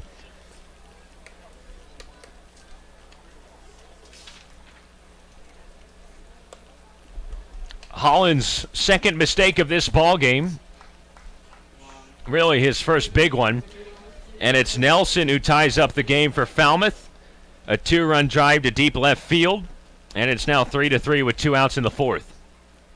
Now the number 9 man, Steven Moretto, a laser, left center field, but it hangs down for Hill, who catches it for the final out of the frame. But Falmouth knots it up. They answer, a 2-run home run by Nelson. 2 runs on 1 hit, no errors, and nobody left on base. And we're on to the bottom of 4. 3-3 between the Kettleers and the Commodores. Be right back in just a moment on the Cape Cod Baseball Network.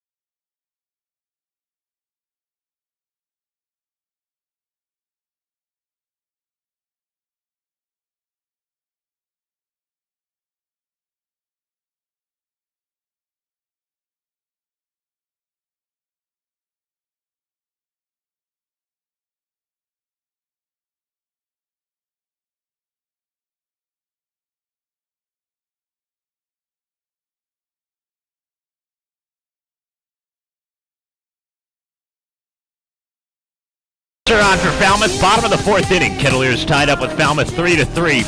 Aiden Maldonado comes into the game for Franco Aliman.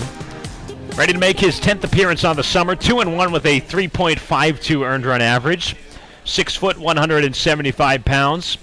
A sophomore from Rosemont, Minnesota. Goes to the University of Illinois at Champaign-Urbana. And he's up against the middle of the bottom portion of the Kettleer order. Robinson, Hill, and then Kessler due up. Falmouth tied it in the top of this 4th inning. A 2-run home run by Matt Nelson off Trey Holland. And it's a 3-3 game. Sam Niederman alongside Aram Layton. Hope you're having a great Tuesday. Aram is staying hydrated here in the booth with a gallon of water. He picked it up at the coop before the game, just like Trey Holland did a couple of days ago. We were talking about that in the last half inning. And is that thing serving you well? Are you feeling cold? Are you feeling hydrated? I'm about halfway through it right now, and you mentioned it. I actually got the idea from Trey Holland. Okay. I figured I won't have to keep going to the water fountain to get more water if I just have a giant jug. And I bet you I finish this thing before the game's over. You're about halfway through it. Aram's chugging a gallon of natural spring water. It's hot here in Cotuit. 88 degrees at first pitch. Very muggy. It feels like 97.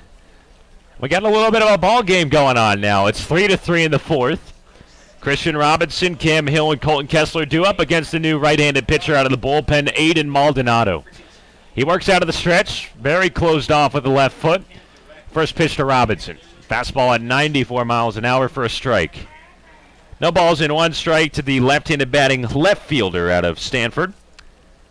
Robinson 0 for 1 today with a ground out to first. Maldonado's 0-1. Slider yanked down the line, foul just past the spray paint. Strike number 2. This is the first game of a de facto 3-game set between these two clubs. The Kettleers will go to Falmouth for a doubleheader tomorrow. Game 1 starts at 3 p.m. Game 2 scheduled for 6 p.m. It will be 2 7-inning games. Falmouth will still have one more game to go after that. They go to Wareham on Thursday for the regular season finale. 0-2 fastball fouled out of play on the left side. Robinson fought off 95 miles an hour to stay alive with a no-ball 2-strike count. You as the Cape League vet, Sam, might know better than I do, but if the first game ends sooner, do they move up the start time of that 6 o'clock slated second game? I think they would. With all the shenanigans, they'd probably just say 30 minutes after the first game ends, no matter what. 0-2. Curveball cued on the ground to third. Moretto's able to pick it. Guns it over to first. Bad throw, and it gets behind Coots. A little low, and then it gets out of play. It skipped beyond the big first baseman out of Rhode Island and went back towards the Falmouth dugout. Robinson aboard. He's awarded second base on a throwing error by Moretto. It looked like that play started to fall apart for Moretto there. The second he fielded it, because it had some inside-out spin, it hopped behind him, and by the time he fielded that ball on his back foot, he threw it flat-footed, and that's how you get the throw that was short of first base and skipped away. He kind of funneled it in, was sort of a vacuum, and drew it back to his right hip, but his delivery to first off the mark. Robinson aboard, scored as an E5. He's all the way up to second base.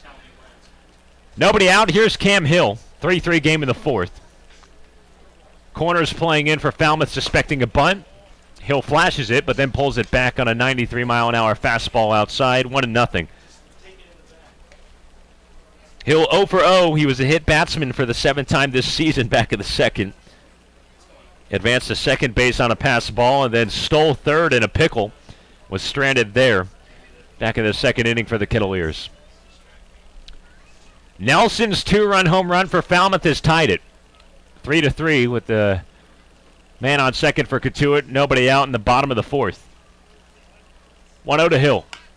Bunt popped up on the third base side. It drops in front of Moretto. Ranging backhand pick, and his throw is not in time at first base. Cam Hill aboard for the second time today. This time a bunt hit. Robinson successfully up to third base. And the Kettleers have runners on first and third with nobody away. That's the amazing thing about Cam Hill. He can be giving himself up in a sack bunt situation, and he still has the chance to get aboard and save the out. That's exactly what he does. And now, no outs. That's huge for the Kettleers. Moretto came charging in. He actually made a fine backhand play on that, or barehand play, I should say, but his sidearm toss over to Coots was not in time to beat the speedy Hill. Runners on the corners for Cotuit. Nobody out. Colton Kessler back at the plate, 0 for 1. 3-3. Maldonado into some trouble out of the bullpen. He throws over to first to check on Hill. Moretto plays in at third. Coots holds on at first. Middle of the infield plays back for a ground ball double play. Maldonado looks in to Nelson for the sign. Ready at the belt. Look over to the runner on third and Robinson. And a first pitch fastball tagged on the bottom part of the zone for a strike. Kessler does hit the ball in the air a lot. That's what you want here with a runner on third, but the issue is contact sometimes is a bit of a problem with Kessler as well, so need him to just get something he can lift to the outfield and make this game 4-3 in favor of the Kettleers. Outfield plays back. Dunn shades a little bit to left center. First and third for Cotuit. Nobody away in the fourth. 3-3 game. 0-1 breaking ball. Turned foul on the first base side. Kessler in a 0-2 hole. So Falmouth's got 4 more games to go in total, including this one. The Kettleers with 3 more games to go. That's if you include this one. Cotuit plays 3 games in 2 days. Wareham with 3 more games left in 3 days. They'll play Falmouth on Thursday in a regular season finale. 0-2. Fastball a touch low, 1-2 on Kessler. The Cape League has had to endure a ton of rainouts. The league is overbooked at this point. Haven't looked at the forecast, but I hear it's a little sketchy for tomorrow. God forbid. Playoffs would be pushed back in that case.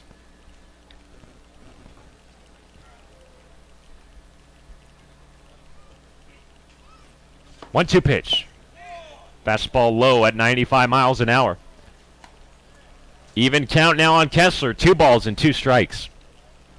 3 runs on 5 hits and 1 error for Falmouth.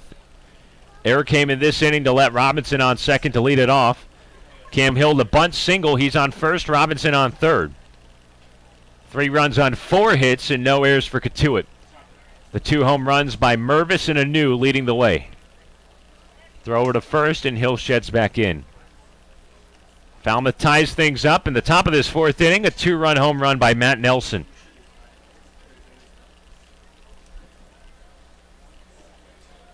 Franco Alimon out of this game after 3 innings of work. Maldonado into the game out of the pen, trying to get out of a 1st and 3rd jam. 2-2, swing and a miss on an outside fastball. And Maldonado gets a big strikeout at Kessler for out number 1 in the 4th. Big strikeout indeed, and now it's up to Oviedo, another guy who at times strikes out frequently. Needs to find a way to get the ball in the outfield, especially now with a double play ending the inning. Oviedo has driven in 17 runs on the year.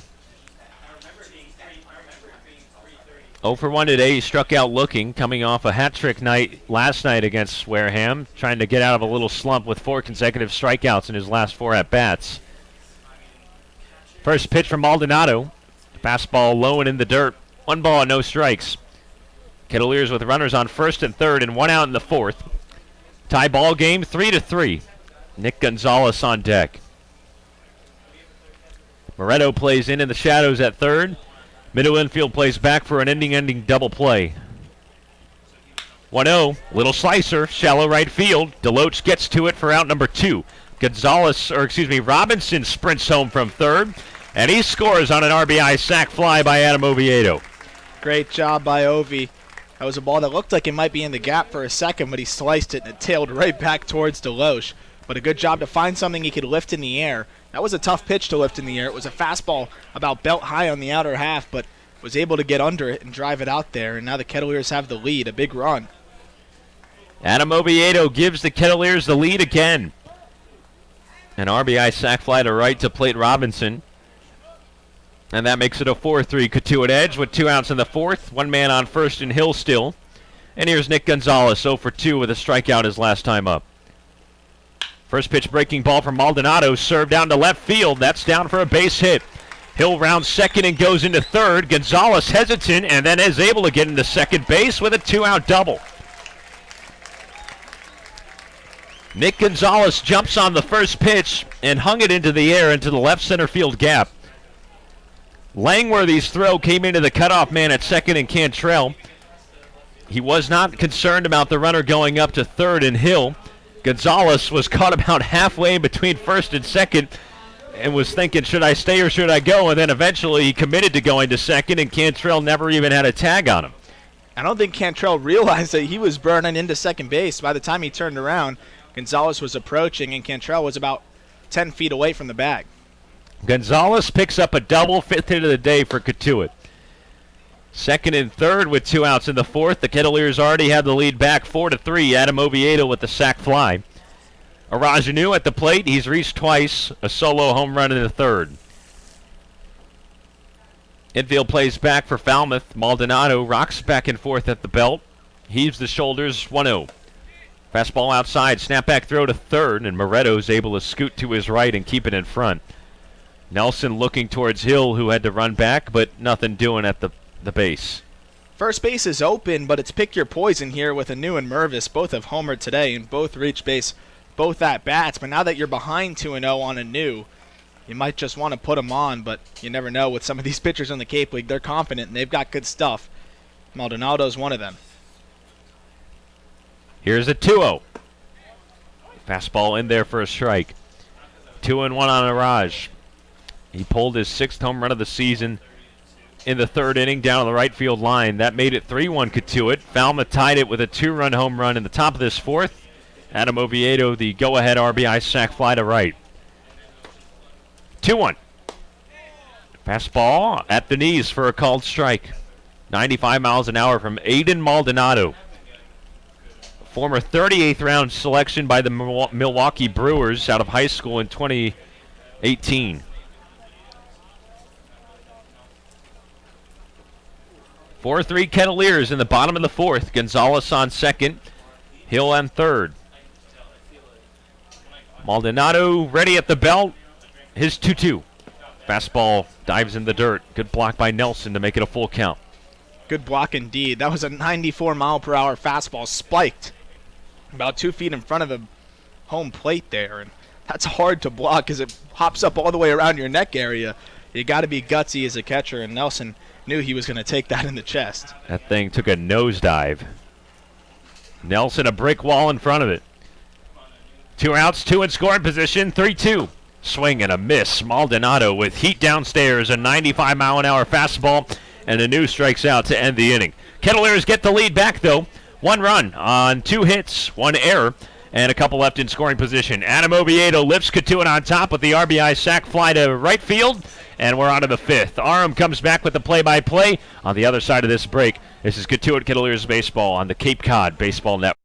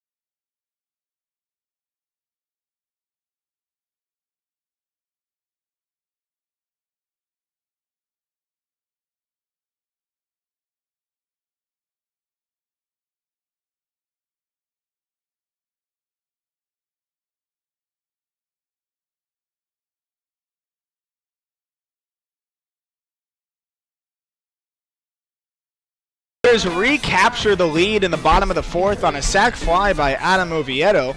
That plated Cam Hill from third, and it's 4-3 now in favor of Cotuit. A new arm on the mound for the Kettleers. It's Richard Brereton from Division III Emory University. That means Trey Holland's day is done. He went 4 innings, 5 hits, 3 earned runs, 1 walk, and struck out a pair. Brereton will face the top of the order for the Commodores. It's Hayden Cantrell, Blake Dunn, and Zach Deloche. 1, 2, 3.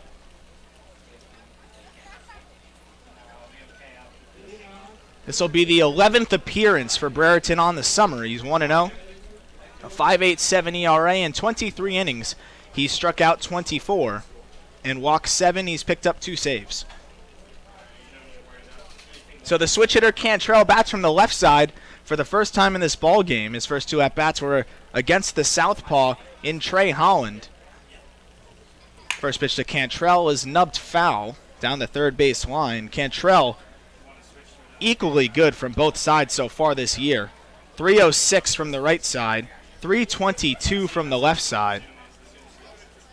And he broke his bat on that foul ball off the end. Splintered there.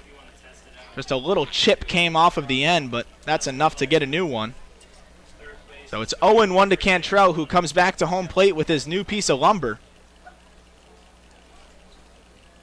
Cantrell 1 for 2 on the game. He singled back in the third, then stole 2 bases. Brereton out of the windup. Kicks and deals the 0-1. Fastball blew it by him, 0-2. 89 up and in there on Cantrell. Blake Dunn on deck is 1 for 1, then Deloche in the hole is 1 for 2. Way ahead here is Brereton, 0-2 on the leadoff hitter Cantrell. The pitch. Fastball misses up and out. 90 from Brereton. And now it's 1-2. Brereton, 6'1", 200 pounds. He'll be a senior at Emory from Darien, Connecticut. The 1-2. Breaking ball just too high. It's 2-2. Brereton served the role as the long relief guy much of the season for the Kettleers. He does have the 2 saves, as we mentioned before, but has mostly pitched between the 4th and 7th innings. Right here, getting his start into the 5th. Changeup misses away. It's 3-2. His last outing, he pitched a pair of innings against Brewster. He gave up 2 runs, 4 hits, no walks, and struck out 1. Full count now to Cantrell, who's battled back from 0-2. The payoff pitch. Fastball down and in, ball 4. Just the 8th walk of the season for Brereton. And it's not a guy you would want to put on. Cantrell swiped 2 bags his last time on the bases, and now he takes first base for Blake Dunn with nobody out in the 5th. He's a threat to run, as you mentioned, Aram, and that's how he scored that first run for Falmouth in the 3rd. If he did not steal those 2, he would not have been in position to score for Blake Dunn's sac fly. He picked up stolen bases number 18 and 19, which trails only Braden Ward of Wareham, who we saw yesterday. He has 25 swipes this summer. So now it's Blake Dunn, who's 1 for 1 with the sac fly. That sac fly came when Cantrell stole the 2 bases, as you said, Sam. He was actually picked off at first base and just beat the throw to second, and then swiped third about 2 pitches later. Pick off over to first. That one was close, but Cantrell gets his hand in there. I think Richard Brereton got a haircut. You got some good eyesight, partner. I think it looks like he buzzed everything off. First pitch is lined out in his center field. Hill coming in. Then he leaps and makes the grab for out number 1. Not a bad idea by Brereton to get the hair buzzed. I got a haircut myself. With how hot it is right now, you'll take any advantage you can get. Yeah, I like your haircut a lot, man. It just keeps on. I know I already told you it looked good, but it looks good. Yeah, see, look, he just took off his cap. You're boosting my ego here. It looks like he got the sides shaved, and then the top is still there. Brereton now gets a first out in the 5th inning. Cantrell still stands on first base, a pretty big lead. No motion there, but it gets past Kessler, and Cantrell can trot into second base. He's in scoring position now on a pass ball by Colton Kessler. Coach Roberts talked about it before the game. He really worked on the defense and throwing runners out with Pasek and Kessler earlier today. He said that's got to be a focal point for his catchers. So the pass ball on Kessler there. Runner in scoring position now for Zach Deloche, rather. Inside move to second base. Deloche, second in the Cape League in batting, came into the game hitting .344, behind only Nick Gonzalez, who came into the game hitting .352. Deloche 1 for 2 has boosted his average. Gonzalez 1 for 3. Unfortunately, he saw his sink just a tick or 2. Man, it gets so hard when you get up into the .350 range. You can go 1 for 3 with a double when your average takes a dip. The 1-0 pitch to Deloche. Yanked foul towards his dugout off the pole and rolls right back into the field of play. All the way to Oviedo at shortstop, who throws it back to the pitcher's mound, but Doug Isham, the home plate umpire, says get a new baseball. That one's likely banged up after hitting the metal fence there that protects the players on the first base dugout. Fortunately, none hanging over. Typically, you'll see some hanging over as the game gets into the exciting moments. Right now, everyone's just sitting down, probably trying to find some shade there on the first base side. Kettleers fully shaded in the third base dugout. The 1-1 breaking ball misses up and out. It's 2-1. The sun's starting to hide behind the trees here. Still a lot of sunlight on the field of play, but the third base grandstand now is finally completely shaded. That's got to be a relief for the fans over there. Shade makes his way about halfway across the field in the infield. Fouled straight back there, and it's 2-2. Deloche has been the guy for the Commodores this season. As Sam said earlier in the broadcast, it's really been a top-heavy lineup for the Commodores between Cantrell, Deloche, and Cruz, all hitting over 300 this season and producing a lot of runs. Cruz has 21 driven in. Deloche matches him with 21, and Cantrell 14, but he's been hitting at the top of the order all year long. 2-2 gets away from Kessler, and Cantrell will be able to advance over to third there on another. That one might be a wild pitch. It bounced way ahead of Kessler. He did his best to try and body it. We'll score that one a wild pitch. So one wild pitch, one pass ball. And now there's a runner on third base for the best contact hitter on the Commodores, looking to lift something in the air with the infield now drawn in. It's a one-run ball game in favor of Cotuit. Full count to Deloche.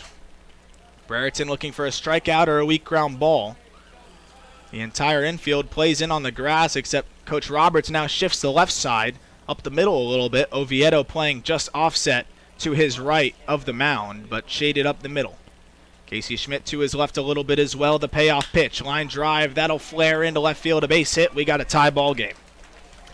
Well, you just knew that once Cantrell got up to third base that Falmouth was going to tie this game with Deloche at the plate in less than 2 outs. It's an easy job for him to just hit one into the outfield, and he just knocks it through for the 6th Commodore hit on the day. Back and forth. Back and forth indeed. The Kettleers led the ball game after the first 2-0. And the Commodores got one back, but the Kettleers stole it back in the bottom of the third. Then the Commodores answered and tied it up. Kettleers retook the lead in the bottom of the fourth, and now Falmouth answers again and ties it up here in the fifth. So Deloche now stands on first. He can move a little bit too. 7 stolen bases. The Commodores lead the entire Cape League with now 71 on the season. Another pickoff over to first. Deloche dives back. Trey Cruz at the plate. Bats from the left side. He's 0 for 2. What a story Deloche has been. Hit just 200 this spring at Texas Tech. Really struggled mightily over there. Comes here and just sets the Cape League on fire. You get a guy like that, it seems like every summer. Last year it was Matt Barefoot from Campbell University, who played for Hyannis and won the batting championship with the best average. Or Austin Shenton, who was the Cape League Finals MVP. Had a huge year, was second in the batting race. Basically the reason why Wareham won the title. Had a great postseason, great regular season. He was from Florida International. These guys come out of nowhere and they make their bread and butter out here. But Zach Deloche, the thing that's surprising about him is he's an SEC guy. He's from Texas A&M Aggies, and he's going up against the best pitchers in the league sometimes, and you're playing out in the Southeastern Conference, and he's been able to turn it around after a slow spring. Meeting on the mound here, Coach Roberts out to talk to his pitcher in Brereton, and it's not like Deloche had just a small sample size either. He played 56 games. He only homered 3 times and drove in 8 runs, hitting 200, but he had a great summer in the Northwoods League last year as well. Hit 323 with the Wisconsin Woodchucks and won the Rawlings Big Stick Award for the top hitting outfielders. So hopefully this time around he can keep it rolling into the spring. We'll see if Coach Roberts decides to go to the bullpen here. It's a long meeting at the mound, and it looks like he will go to the bullpen. So Brereton only picks up 1 out here in the 5th inning, and Coach Roberts decides to pull him. And the new pitcher will be Kyle Nicholas. We'll get the line on him when we come back on the other side of this break.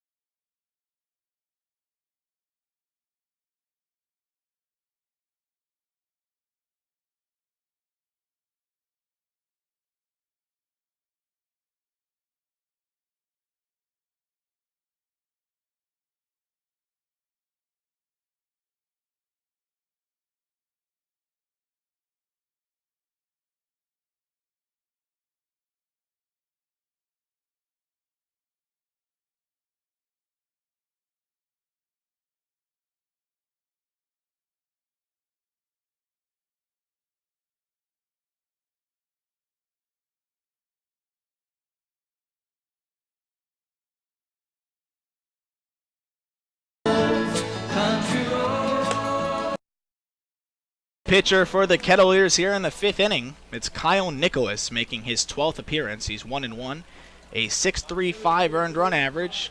He's picked up 4 saves in 22 2/3 innings. He's struck out 28, walked 19, and given up 19 hits. He struggled in his last outing against Harwich, picked up the loss in a 2-inning effort, surrendered 4 runs, 3 hits, walked 2, and struck out 3. Walks have been the issue for Nicholas, who, as we said, walked 19 in just 22 innings. So he'll get Trey Cruz now, the left-handed hitting shortstop from Rice. First pitch, fastball way high. It's 1-0. He inherits a base runner. Zach Deloche on first base. Richard Brereton responsible for him. Brereton just went 1/3 of an inning. Gave up 1 hit, 1 run. It was earned and walked 1. It's 1-0 to Trey Cruz. Middle of the infield shaded for the double play. The 1-0. Misses in the dirt. It's 2-0.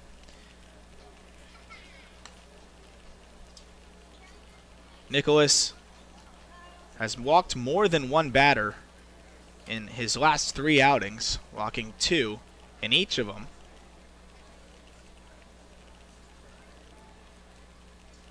The 2-0. Fastball fouled away. 93 on the gun there from Nicholas, who can run it up. We've seen it as high as 98.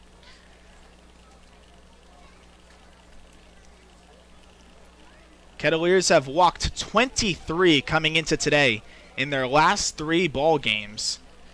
A recipe for disaster, something they're trying to rectify, and it's been frustrating for Coach Roberts to pick off over to first base. Deloche dives back.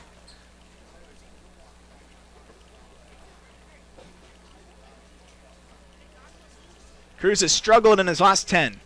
Just 7 for 35. That's a 200 clip. 0 for 2 today.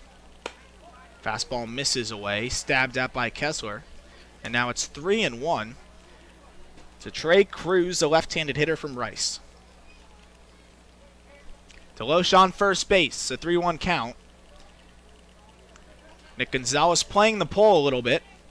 Adam Oviedo at typical double play depth for a shortstop. Nicholas looking for a strike here, 3-1. The pitch, swing and a miss. He's able to pick up a big second strike here and make it full. On deck is Jackson Coots, then Barron Radcliffe in the hole.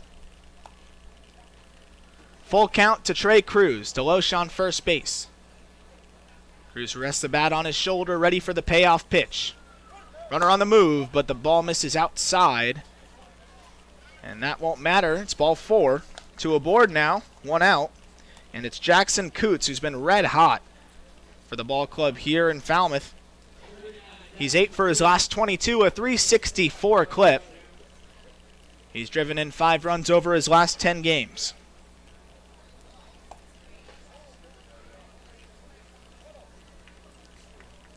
So Kettleers walked their 3rd of the ball game.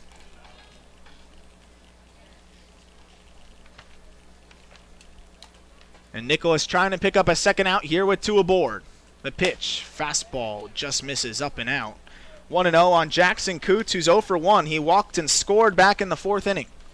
It's tied up now, 4-4, thanks to the RBI single from Zach Deloche off of Richard Brereton. That was the end of the line for Brereton, who just went a 1/3 of an inning. 1-0. Fastball fouled away over the third base grandstand. 2-0. Or 1-1 rather, excuse me. Coots with the no batting gloves look from the left side. The first baseman evened up at 1-1 on the power arm from Ball State and Kyle Nicholas. Nicholas rocks the high socks today, a new look. And backdoor slider, strike 2 looking. 84 there on the hard slider from Nicholas. The stuff is indisputable from Kyle Nicholas. Some of the best and sharpest stuff in the entire Cape League. Just still working to harness it as he just walked his 20th batter of the summer in Trey Cruz. But he's ahead 1-2 on Jackson Coots. The pitch. Fastball fouled away, this time 94 from Nicholas.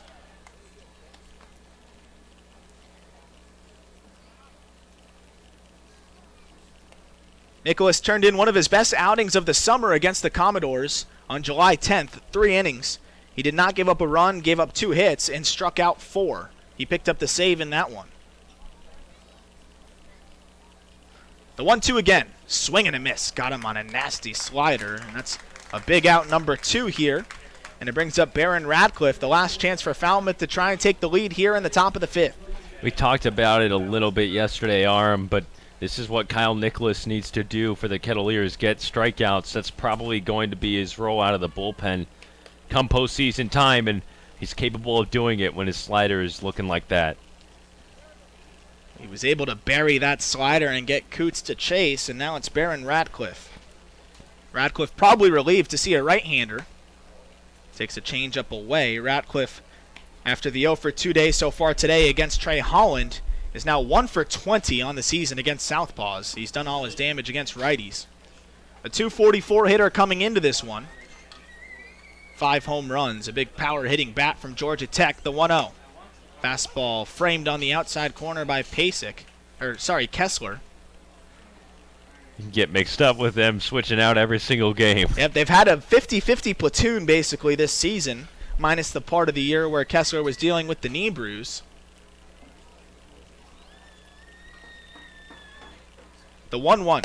Blew a fastball by him, 1-2. You know what threw me off there is that's exactly how Pasek frames those outside fastballs. He brings it down like that with his glove. I haven't seen Kessler do it too much.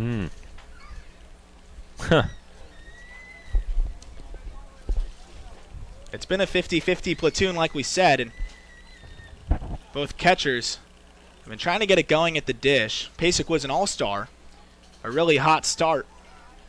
It's been a little bit of a slump as that one's fouled straight back right in front of us here in the press box. We've got a big green fence protecting us from the field of play. The runner was on the move there, and Deloche at second base. So Deloche is on second. He singled. Trey Cruz on first. He walked. On deck is Austin Langworthy, the left fielder from the University of Florida. Nicholas not trying to see him till next inning. The 1-2. Swing and a miss and a nasty slider. Back-to-back strikeouts on that slider.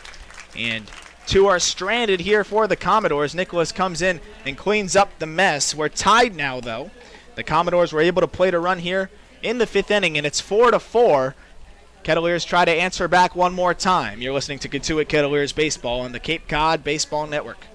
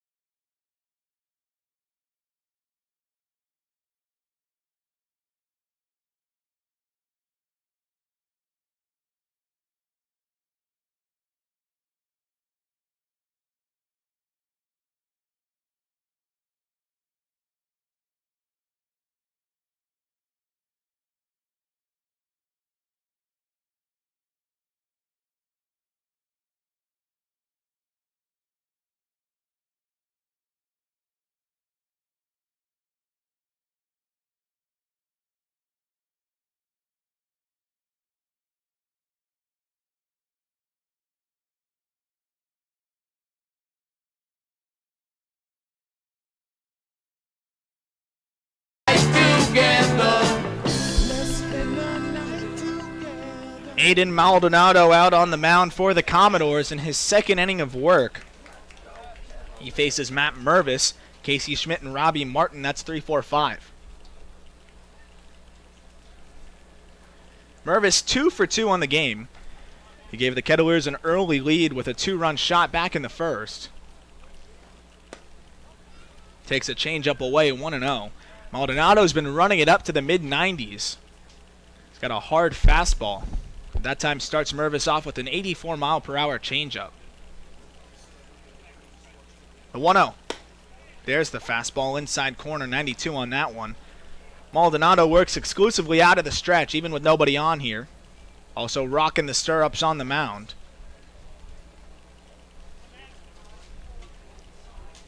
Four runs on 5 hits for the Kettleers. 4 runs on 6 hits for the Commodores. The 1-1. Breaking ball just misses low and in. It's 2-1.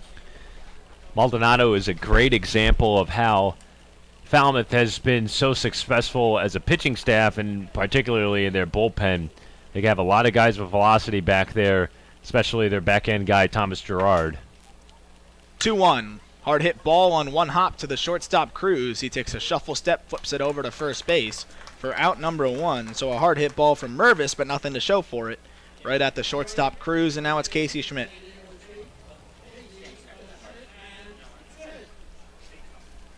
So now it's Casey Schmidt, the third baseman. He's 0 for 2. He reached on a fielder's choice back in the third. Schmidt saw his 18-game on-base streak come to an end yesterday. He took an 0 for 4 against the Gateman. He's 0 for 2 so far today. First look at Maldonado on the mound, who comes set at the belt, takes a breath, kicks and deals a first pitch fastball. Fouled away there, 0-1.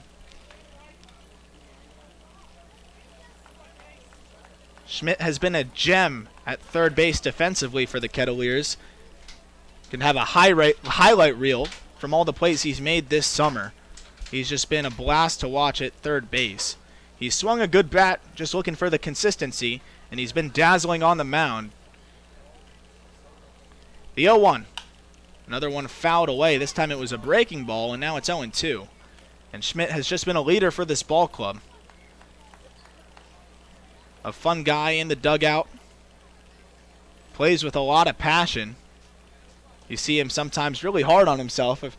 One thing that always sticks in my mind is when he laid out for that ball in Orleans, a popped-up bunt, and it popped out of his glove, and you saw him pound the ground in frustration. But it just shows how much passion he plays with out there. 0-2 misses away, 1-2. I'm sure he has a high standard for himself at the hot corner. He's got to be one of the best defensive third basemen in the entire Cape League. And Coach Roberts said one of the best defensive third basemen he's ever coached. Trying to stay alive here behind 1-2 on Maldonado. The pitch. Breaking ball misses low and away. It's 2-2. Robbie Martin waits on deck. He's 0 for 2. Then Christian Robinson in the hole. Bottom of the 5th inning here. We're knotted up at 4. 1 away and a 2-2 count to the right-handed hitting third baseman from San Diego State.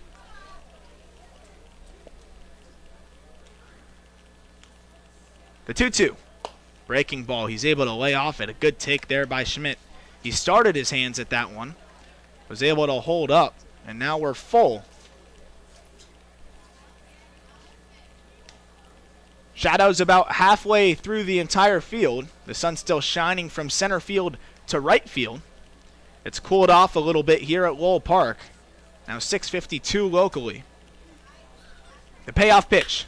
Ground ball up the middle, a base hit for Casey Schmidt, who reaches base for the 19th time in 20 games. And turns it over to Robbie Martin now with 1 man on and 1 out.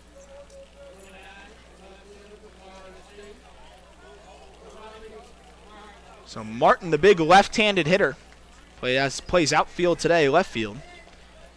From Florida State University, a Seminole who will just be a sophomore this upcoming season. Saw a lot of playing time for a ball club that made a surprise run to the College World Series in Mike Martin's final year at the helm after 40 years as the manager for the Seminoles. First pitch fastball misses low, 1-0. Third baseman Moretto plays in on the grass. Middle infield plays for a double play that would end the 5th inning. First baseman Coots holds on Schmidt. The 1-0. Fastball taken just off the plate away. It's 2-0. Outfield playing the left-handed hitter Martin straight up. Most of the crowd still on hand here at Lowell Park. Third base grandstand entirely packed. You got fans scattered beyond the fence in the outfield. The 2-0. Line drive out into center field. It's sinking, but not fast enough. Dunn comes in and makes the grab for out number 2. So a line drive out to center field. And now it's Christian Robinson, who's 0 for 2, but he reached base on an error by the third baseman Moretto back in the 4th and later scored. That gave the Kettleers the lead for the time being on the sac fly from Adam Oviedo. But Falmouth tied it back up with 2 runs.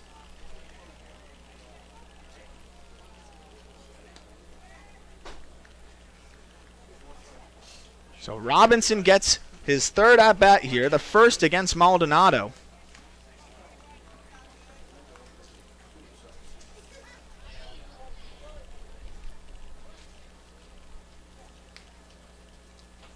Robinson bats from the left side against the right-hander Maldonado, who comes set at the belt. Kicks and deals a fastball that misses high.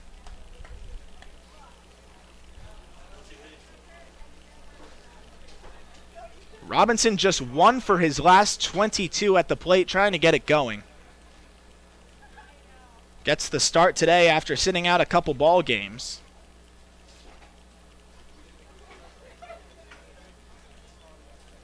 Ahead 1-0 on Maldonado, the pitch. Fouled away. So now it's 1-1 with Cam Hill waiting on deck. He's 1 for 1 with a single and a hit by pitch.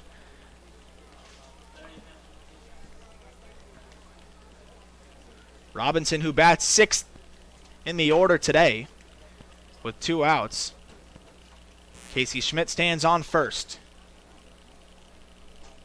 The 1-1. Breaking ball doesn't quite come back, and it's 2-1. It's a hard slider there that Maldonado features. Similar to Kyle Nicholas, he sits in the mid-90s with his fastball, mid to high 80s with the slider.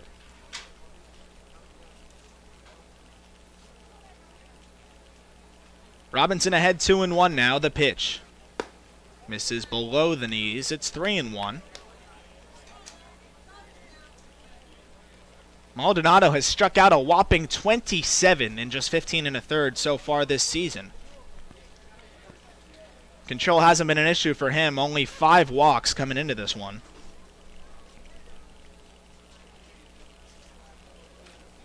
But he's behind 3-1 here on Robinson, the pitch. Swing and a miss, blew a fastball by him, works it full now. Casey Schmidt will have a head start at first with the full count and 2 outs.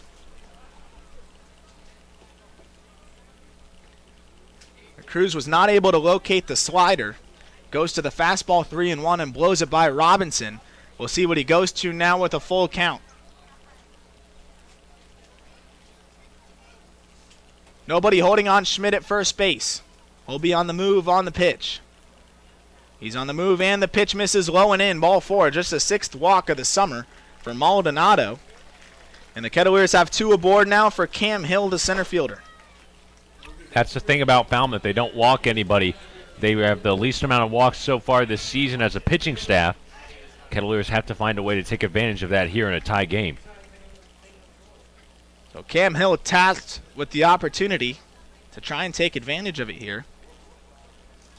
He's got 2 aboard, 2 outs, and he's 1 for 1 with that bunt single back in the 4th inning. He was hit by a pitch in the 2nd. The speedster from Kentucky bats from the left side. First pitch fastball just gets the outside corner, 0-1. Schmidt on second base, he singled.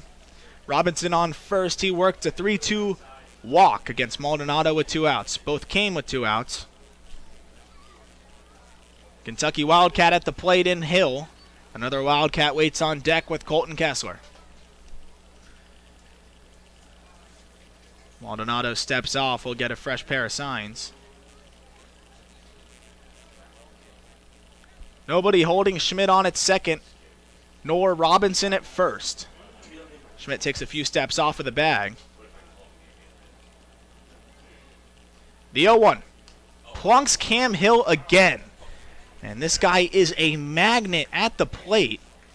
The poor guy just continues to get hit time and time again. That is the 8th time in just 31 games that Cam Hill has been plunked, and that one had to hurt. A 94-mile-per-hour fastball right on the thigh. I tell you what, it sounded like it hurt. ate him up pretty badly, and I don't know what it is with these Kettleer players with getting hit by pitches, but it's a way to get on base, and you'll take it.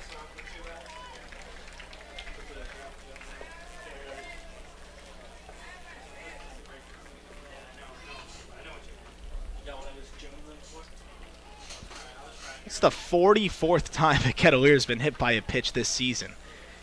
And like you said, Sam, not a category you want to lead the league in, but it is a base runner. And now the bases are loaded for the power-hitting catcher from Kentucky, Colton Kessler. First pitch fastball just gets the corner, 0-1, 95 there from Maldonado.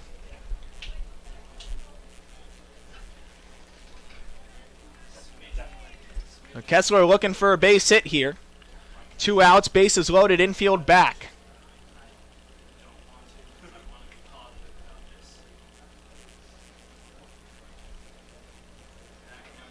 Maldonado comes set. Kicks and deals. A slider called strike quickly ahead, 0-2.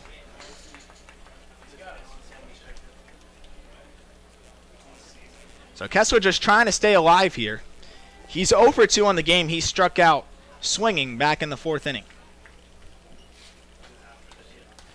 Infield back. Kessler looking for some contact. 2 outs. Bases loaded in an 0-2 count.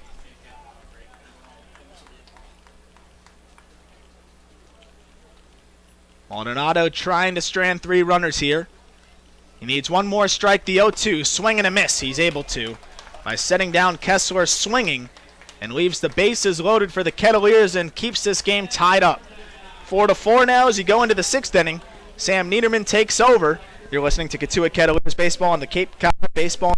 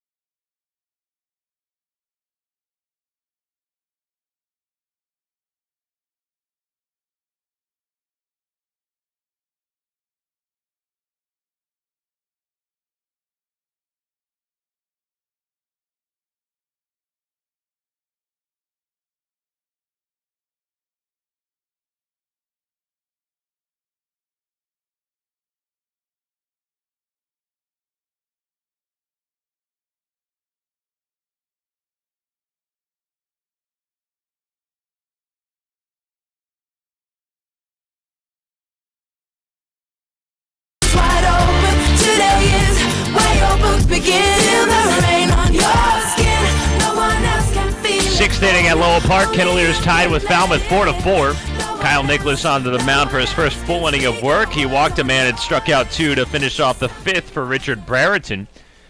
Now he's up against 7, 8, 9 in the Falmouth lineup. Austin Langworthy leads things off from the left side and takes a slider away for a strike. Matt Nelson on deck, Steven Moretto in the hole. Falmouth tied things up on the base hit by Zach DeLoach back in the 5th. Another slider from Nicholas, this time it's low. 1 ball and 1 strike. Langworthy 1 for 2, a single in the 2nd. He flew out to center field his last time up in the 4th. Wind up at the 1-1. Hard fastball, swing and a miss upstairs. 94 miles an hour, and Nicholas gets ahead in the count 1-2.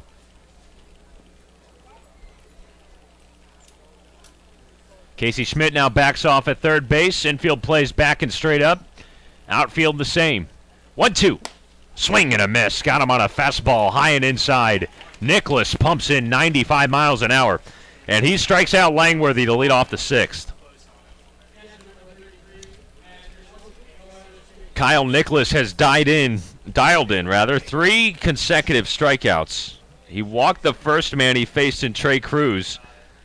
And then Falmouth left 2 on base after he struck out the next 2 in the 5th. He gets Langworthy here in the 6th, and there's 1 out and nobody on for Steven Moretto. Right-handed batting third baseman. Matt Nelson, rather. Moretto's on deck. Nelson 1 for 2 with a 2-run home run back in the 4th. 1-0 fastball just off the plate for a strike, 1-1. Falmouth tied it up on Nelson's home run back in the 4th. It was 3-3. Then the 2 teams swapped runs in the bottom of the 4th and the top of the 5th, respectively. Nelson, a long fly ball to straightaway center field. Hill back on it, and he makes the catch on the run for out number 2. 2 up and 2 down for Nicholas in the 6th. Now the number 9 man, Steven Moretto, with nobody on board. Both teams tied at 4. 4 runs on 6 hits for both clubs as well. 1 run for Falmouth, none for Cotuit. Couple of home runs leading the charge for the Kettleers. A 2-run shot by Matt Mervis. A solo home run by Arajanu. Here's Steven Moretto, 0 for 2. First pitch slider from Nicholas. Hung at the belt for a strike. 0-1. Sun setting down behind the trees. Right field still in the light. A golden glimmer across the big green trees at Lowell Park. Fastball back to the backstop. 1 ball and 1 strike on Moretto. This is the regular season home finale for the Kettleers. 21 home games at Lowell Park before this one. The Kettleers 10-8-3 at home. 1-1. Fastball runs upstairs at 93. 2 balls and a strike on Moretto. 4-4 game in the top of the 6th with 2 outs and nobody aboard. Falmouth has been impressive on the road, 13-7. 2-1 fastball. Nick's back foul on the inner half of the bat. 2-2 now on Moretto. Falmouth rolling. 13 wins in their last 14. Already clinching the Western Division Championship and home field throughout the postseason. The Kettleers slipping 4 wins in their last 13. 2-2 from Nicholas. Fastball poked into the air on foul ground on the right side. Mervis runs out of room and it's out of play. The Kettleers 4 wins, 7 losses, and a couple of ties in their last 13 times out. Of course, this was a team that won 5 of 6 before going on this little mini stretch of subpar play. All about adjusting and being healthy for the postseason with just 3 more games to go, including this one. 2-2. Slider in the dirt. Spidey sense blocked by Kessler back there. He whipped over the top of it and kept it in front with his chest pad. Full count now on Moretto. Kessler moves well back there. We talked about it a little bit in the open with our pregame spot with Coach Roberts, and just earlier in the game, Coach really wanted to hone in on defense for his catchers. Roberts, a former catcher himself, was drafted out of college at the University of North Carolina to the Kansas City Royals organization. Has honed in on catching throughout his entire life. Thinks that it's the hardest position to play back there. Payoff pitch. Fastball in the dirt. Nicholas walks Moretto to keep the inning going for Falmouth with 2 outs. So Moretto's aboard. Second walk issued by Nicholas out of the pen. 4th walk overall by Kettleer pitching so far today. And Falmouth has a man on first with 2 outs. Mervis holds him on. Back to the top of the Falmouth lineup. Hayden Cantrell. 1 for 2 with a single, a walk, a couple of steals, and a couple of runs scored. Nicholas out of the stretch. First pitch fastball. Dives inside. 1 ball and no strikes. Schmidt plays in on third base for the left-handed batter. We are tied at 4, top of the 6th with a man on and 2 outs. Nicholas nods into Kess. He comes set. 1-0 on the way. Fastball ripped into the air, right center field. Hill curves under it and then gives way to Robinson, who makes the play for out number 3. No runs on no hits, no errors, and 1 man left on a walk. We played 5.5 at Lowell Park, and we are on to the bottom of the 6th. 4-4 between Cotuit and Falmouth. This is Cotuit Kettleers baseball on the Cape Cod Baseball Network.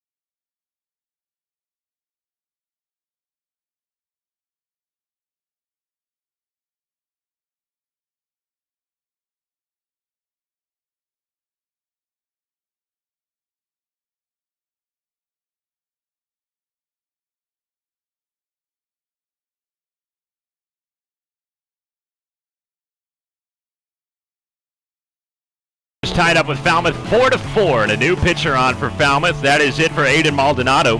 He works 2 innings, allows 1 run on 3 hits, walks a couple, and strikes out 3 in his outing out of the pen. Third pitcher on, it's Tyler Roz from the University of Alabama, making his 7th appearance on the season. He's started 3 times as well. A 1-0 record with a 4.86 earned run average. Roz pitching 16 2/3 innings so far this season. 16 strikeouts, 8 walks, and 17 hits allowed. 9-1-2 due up for the Kettleers. Adam Oviedo, Nick Gonzalez, and then Arajanu. Hope you're having a great Tuesday. Sam Niederman with you. Arm Layton as well. Jacob Cohen and Josh Rothstein, our entire production crew. Ben Gainsborough and Will Krause, our writers. Caleb Kaufman, our social media manager and sports information director. Regular season home finale at Lowell Park. So Roz comes on, right-handed pitcher from Bama, 6'4", 195 pounds. Native of Middletown, New Jersey. Opposite a native of Grandview, Texas, and Adam Oviedo. 0 for 1 today, struck out looking in the 2nd. And then had an RBI sac fly in the 4th inning. That made it a 4-3 lead for the Kettleers. Zach DeLoach with an RBI single for Falmouth to tie it in the 5th. Roz with an exaggerated windup, and he starts Oviedo off with a breaking ball in the dirt, ball 1. Kettleers in the home white unis with the maroon pinstripes. Falmouth in the road black tops on gray pants trimmed in maroon. Black caps with the maroon F on the front. 1-0 fastball from Roz, 93 miles an hour for a strike.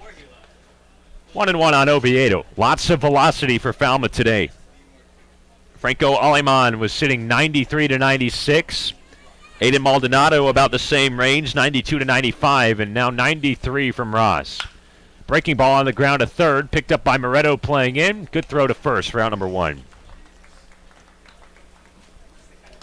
Adam Oviedo retired as the leadoff batter. 1 man down with nobody aboard, and Nick Gonzalez goes back to the plate. 1 for 3 with a double his last time up in the 4th.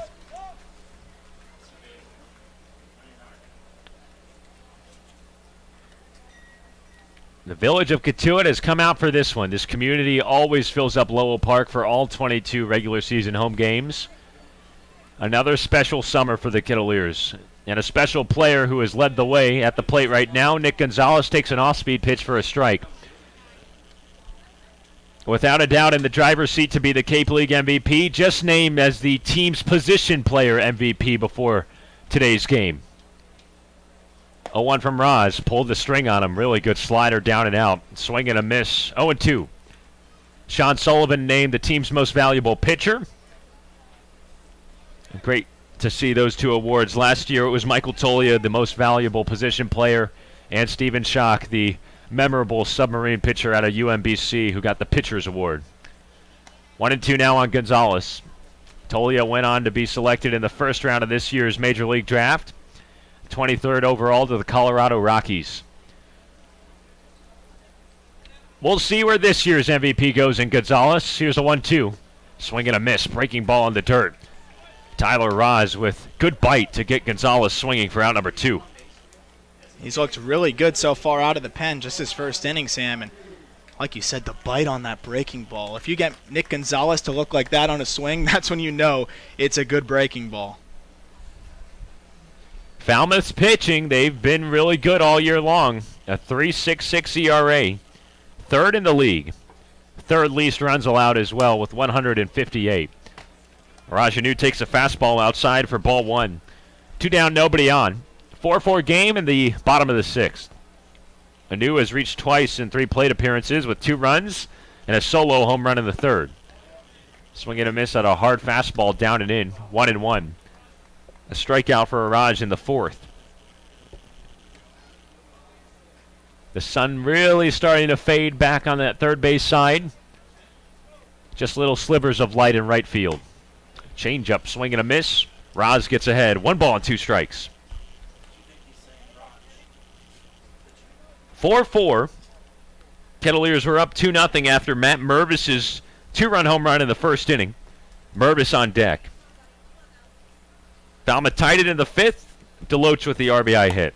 Wave and a miss. Fastball upstairs, and Tyler Raz comes on and works a 1-2-3 inning in the 6th. Back-to-back strikeouts to retire the side. Nothing doing for the Kettleers.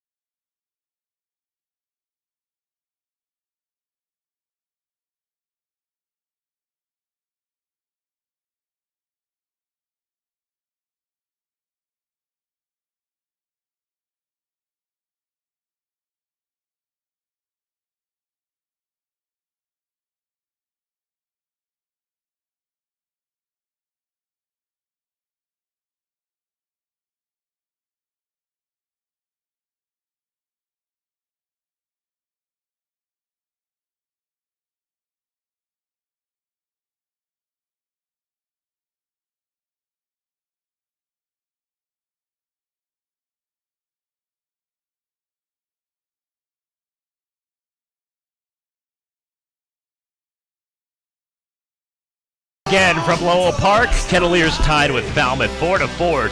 Top of the 7th inning. Falmouth back at the plate. 2, 3, and 4 due up. Dunn, Deloach, and then Cruz against the big right-hander Kyle Nicholas. Matt Mervis plays in on first base, and Blake Dunn, the right-handed batter, takes a 90-mile-an-hour fastball at the knees for a strike. Sam Niederman and Arm Layton with you in the Arnold Mycock building behind home plate. Falmouth tied it up in the 5th on Zach Deloach's RBI single. No scoring since then. It's been a bullpen battle. Aiden Maldonado for Falmouth, and then Tyler Raz worked a 1-2-3 in the 6th. Kyle Nicholas has worked ever since the final couple of outs in the 5th, his 2nd full inning. 1-1 to Dunn. Hard ground ball chopped on the left side. That's through for a base hit. Blake Dunn gets aboard with his 2nd hit of the ball game. He's now 2 for 4 with an RBI sac fly. A leadoff single for Falmouth. Dunn represents the potential go-ahead run on first base with nobody out, and here's Zach DeLoach. Man that tied the game in the 5th with the RBI hit.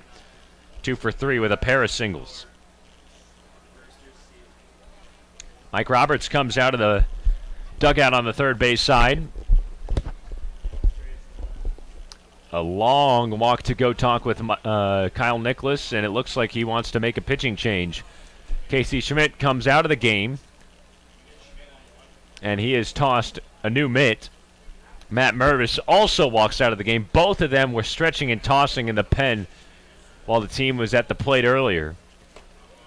We'll see who Coach Roberts decides to go to, and Mason McWhorter also emerges from the dugout, so he'll figure into the defense here. It'll be Schmitty or Mervis on the hill. It looks like Mervis is going to go to third base, and McWhorter is going to go over to first, so that means it'll be Casey Schmidt to come on and pitch for the Kettleers. A pitching change for Cotuit with nobody out and a man on in the 7th. Falmouth 4 and the Kettleers 4. We'll be right back in just a moment on the Cape Cod Baseball Network.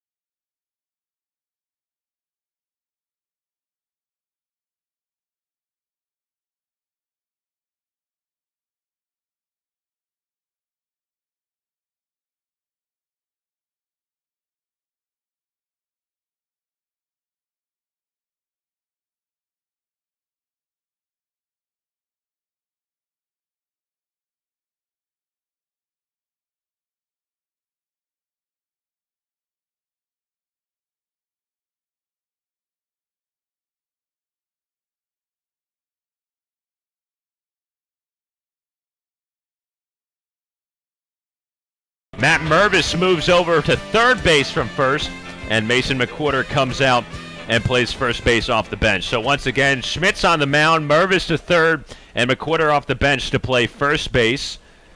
That's it for Kyle Nicholas. He works an inning and 2/3, allows 1 hit, walks a couple, and he ended up striking out 3. He is responsible for the runner on first base and Dunn. Zach DeLoach, the batter, 2 for 3 with the game-tying RBI hit. That came back in the 5th, and he faces Schmidt, who's on for the 11th time this season to pitch. A very good 2.10 earned run average that has been dropping for a long time. His last outing came against Wareham on Friday, 4 1/3 shutout innings and a 6-1 Kettleer victory. Mervis plays in on third. McWhorter holds on first. Middle of the infield pinches in towards second. Dunn leads at first. And the first pitch to DeLoach. A fastball outside, 91 miles an hour. A ball and no strikes. Kyle Nicholas looked really good. Casey Schmidt comes on. Both of those are going to have to be crucial pieces for the Kettleers in the bullpen if they want to make a deep run in the postseason. Absolutely, especially guys in the back end that pick up a lot of strikeouts. They're going to have to clean up some tough situations in big spots. 1-0 fastball. Flown away on the left-handed batter. 2 balls and no strikes. The sun's setting down at Lowell Park. No lights, obviously. If you've been with us all year and this is a 22nd home game, I'm sure you're very familiar with that. This game might not be able to be completed in the 9 innings of play. But we'll see. It's tied 4-4 with a man on and nobody out in the 7th. 2-0 fastball, way wild and way too hard inside. 3-0 on Deloach. Games at Lowell Park begin earlier for the postseason. We'll confirm whether it's a half-hour early start at 4:30 or a 4 p.m. early start. League wants to make sure that they get all the playoff games in. That very well could be how it all ends up working out. 3-1 now on Deloach, who takes a strike. The Kettleers, a couple of years ago with the 2017 squad, had a game suspended due to darkness against Bourne in extra innings, lost the game after resuming it the next day, and they lost it in the span of 20 minutes or so. The extra inning was wrapped up like that. Went over to Bourne for game 2 and then got swept in the same day. Fly ball to center. Hills got it for out number 1.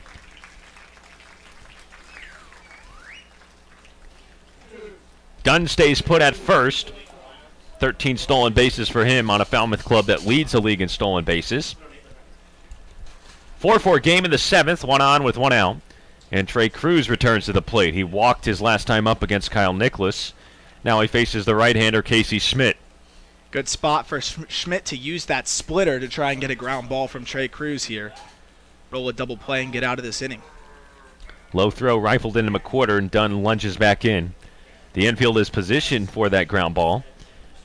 Oviedo and Gonzalez up the middle. Mervis plays in on the grass at third. 4-4 in the 7th. Schmidt's out of the bullpen, closed off out of the stretch. Shrugs the shoulders, looks in. Pitch out. 87-mile-an-hour fastball. Nothing doing with the runner and Dunn. 1-0 on Cruz. Last year's postseason result for the Kettleers, another sweep. Lost against the eventual league champion Wareham Gateman. Game 1, a heartbreaking loss on the road. Got beat badly in Game 2, 15-6, after letting up 10 runs in the 9th inning.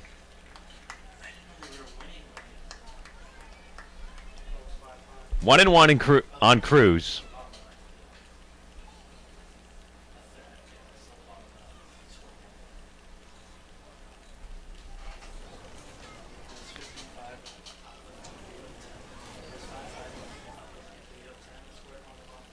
Schmidt to the plate. Dunn goes off. Swing and a miss. Kessler's throw up over to the arm side again, and it nicks off Oviedo's glove into right field. Dunn trots into third base. He's got a steal and advances to third on what will likely be scored as a throwing error.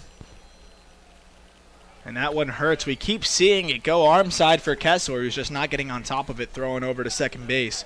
And Ovi just not able to glove it. And now you got a runner on third base. Trey Cruz just needs a fly ball to give his ball club the lead. So now Falmouth with a chance to go in front again. The Commodores tied it up in the 4th and tied it again in the 5th. They have not led in this game. 4-4 in the 7th. Man on third and Dunn with 1 out. Infield in for Cotuit. 2 on either side. 1-2 splitter outside. 2 balls and 2 strikes now on Cruz. Scored as an E2 on Kessler. A stolen base for Dunn, his 14th of the summer. And he's all the way into third base.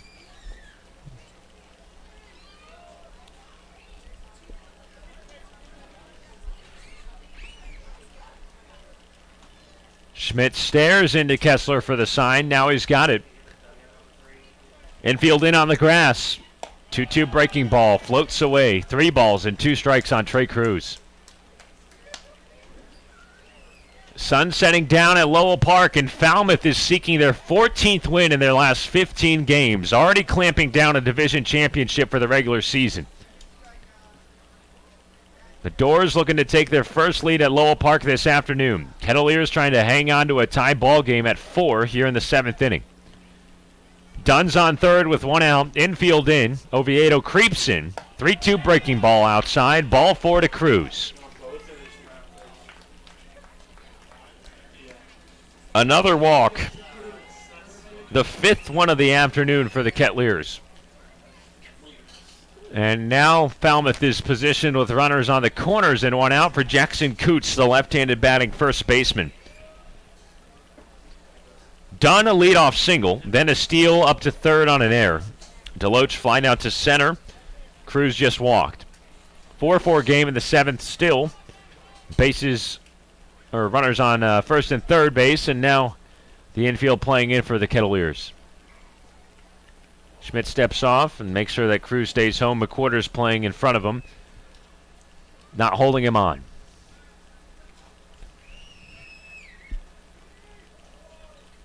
Both runners lead, infield in. There goes the runner on first. Fly ball to deep left field. It stays playable for Martin. He catches out number 2. Dunn scores from third, and Falmouth's got the lead for the first time this afternoon. The Commodores take a 5-4 edge with 2 outs in the 7th. An RBI sac fly by Jackson Coots. And the Kettleers have given away both of those last 2 runs for Falmouth. Before it was the pass ball and the wild pitch to send Cantrell over to third, and then the sac fly came in and tied it. And this time, same thing, just a little different with the runner going to second base and Dunn. It's thrown away, and he gets into a position where a sac fly scores him. And the Kettleers continue to make it easy on their opponents.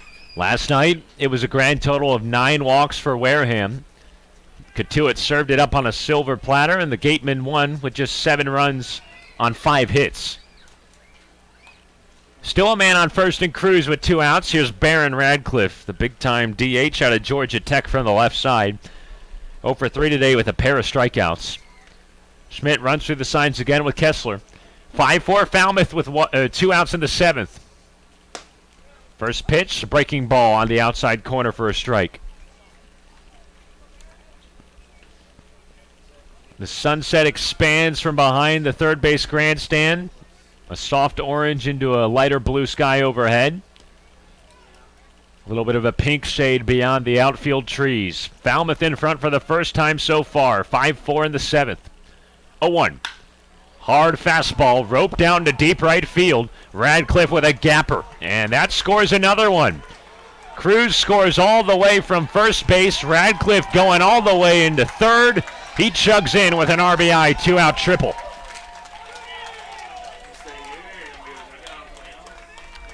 That's why they're the division champs. The well-balanced Falmouth Commodores post up 2 here in the 7th to take a 6-4 lead over Cotuit at Lowell Park.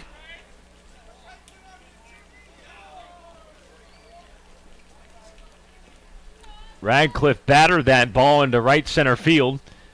It got into the alley, and Cam Hill got to it at the fence right when Radcliffe was rounding second, and he easily got into third base with an RBI triple to score the runner and Cruz from first.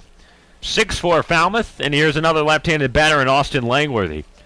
1 for 3 with a strikeout his last time up. First pitch from Schmidt, a splitter down and in. 1 ball and no strikes. 6 runs on 8 hits for Falmouth with an error. 4 runs on 6 hits and 1 crucial error in this inning for the Kettleers. Radcliffe walks off third. Mervis playing in on the edge of the grass. Everybody else back on the infield. 1-0. Breaking ball. Zipped back foul. Langworthy even in the count 1-1.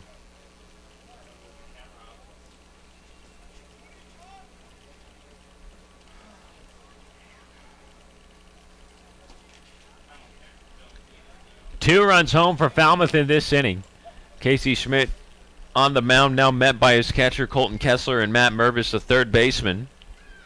Adam Oviedo takes off his cap, walks over towards second base to meet with his middle infield mate Nick Gonzalez. Looks like there might be an injury here. There's some concern for Casey Schmidt, who has had an uncharacteristically poor 7th inning. He came on for Kyle Nicholas, who gave up the leadoff single to Dunn. Got a fly out for Deloach for the first out. Then walked Cruz, gave up the sac fly, and the RBI triple. Craig Moody comes out to check on the right-hander Schmidt, along with Coach Mike Roberts.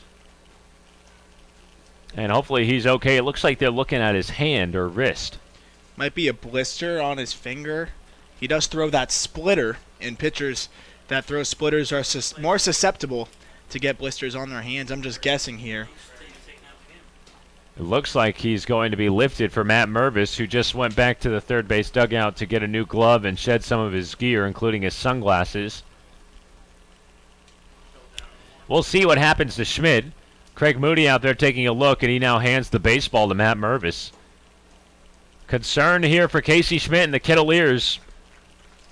The hottest relief pitcher in the Kettleer bullpen exits this game with 2 outs and a man on third. We'll step aside and give Matt Mervis some time to warm up. This is Cotuit Kettleers baseball on the Cape Cod Baseball Network.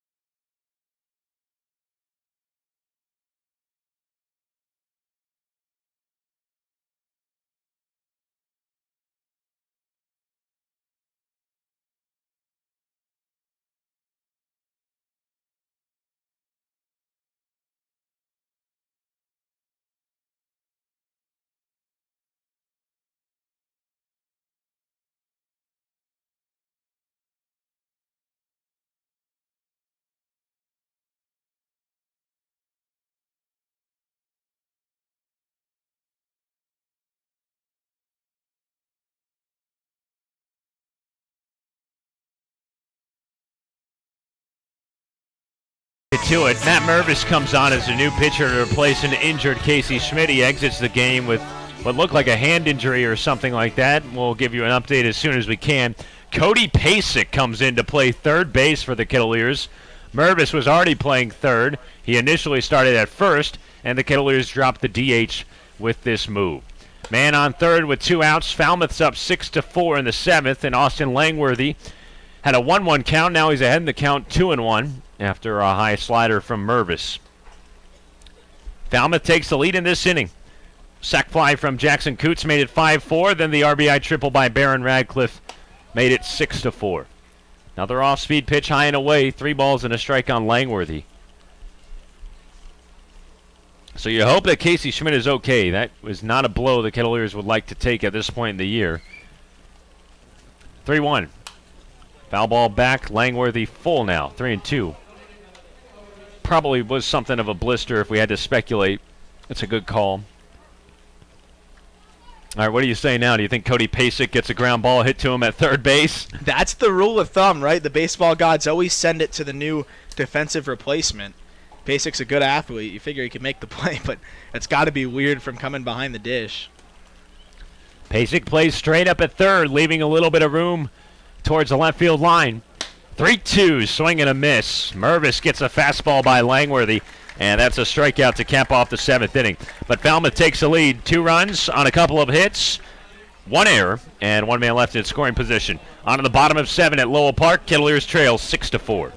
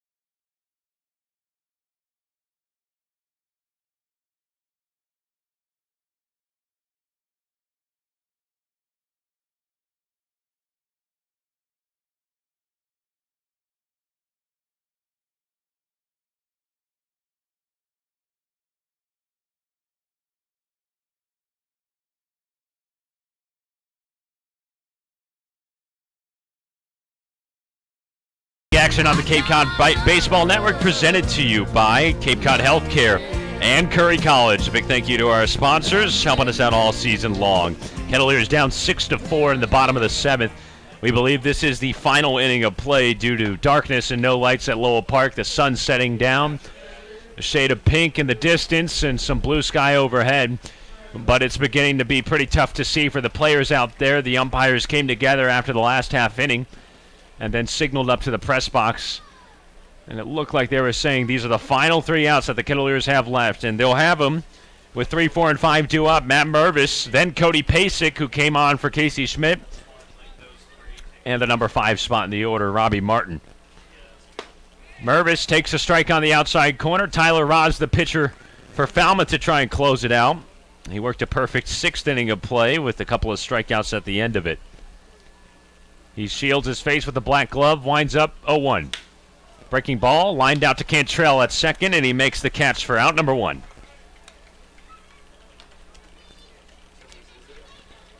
The Kettleers' day at the plate began with Nick Gonzalez hitting a liner to Cantrell at second. And what might be their final opportunity here in the 7th begins with that same play. Mervis in L4, he wraps up 2 for 4. Another great day for him with the 2-run home run in the first. A lot has happened since then. Here's Cody Pasick, who gets a chance. Swing and a miss on a changeup. 0-1. Pasick came in to play third base for the final out at the top of the 7th. Casey Schmidt came on for Kyle Nicholas after the first batter and Blake Dunn singled. Surrendered a run on a sac fly that was charged to Nicholas. And then came out with a hand injury of some sort. Pasick came in to play third base in place of Matt Mervis, who finished up and got the final out as the pitcher. 1 out and the base is empty. Bottom 7. Kettleers down 6-4. Roz, the right-hander out of Bama, kicks and deals. 0-1 breaking ball outside, 1-1. The Kettleers got off to a hot start. Mervis, the 2-run home run in the first.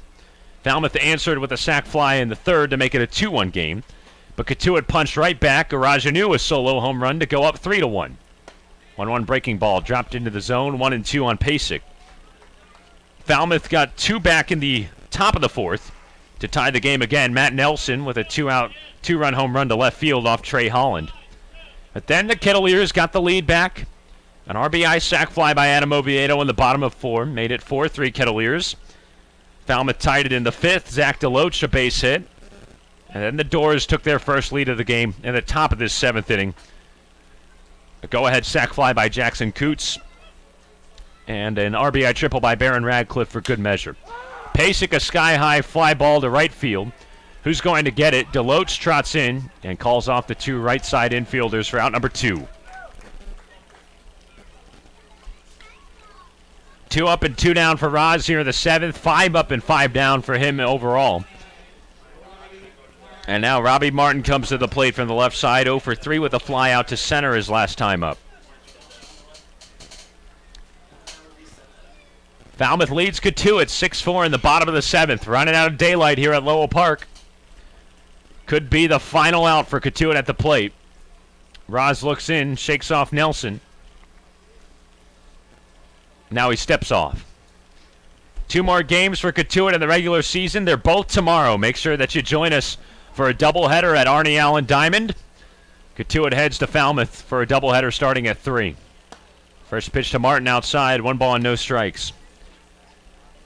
Commodores looking to control game 1 of a mini 3-game series to close out the Kettleer regular season. Commodores still have 1 more game to play after it finishes up on Thursday. Swing and a miss on a breaking ball in the dirt.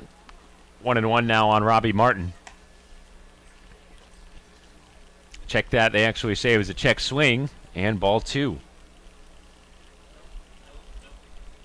No, I beg your pardon. It's actually 1-1. So it was a swing from Martin. Even count now. A ball and a strike. Base is empty with 2 down in the bottom of the 7th. Kettleers trail 6-4. Christian Robinson, the man on deck. And time called behind home plate by the crew chief ump, Doug Isham.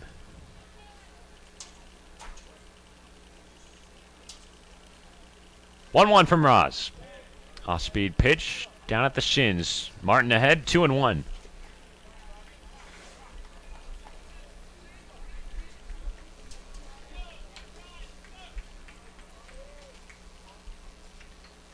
2-1 pitch. Knobbed away foul at home plate. Now it's an even count on Martin. 2-2. It's starting to get pretty dark. We'll take a look at the Cape League scoreboard once we wrap this one up.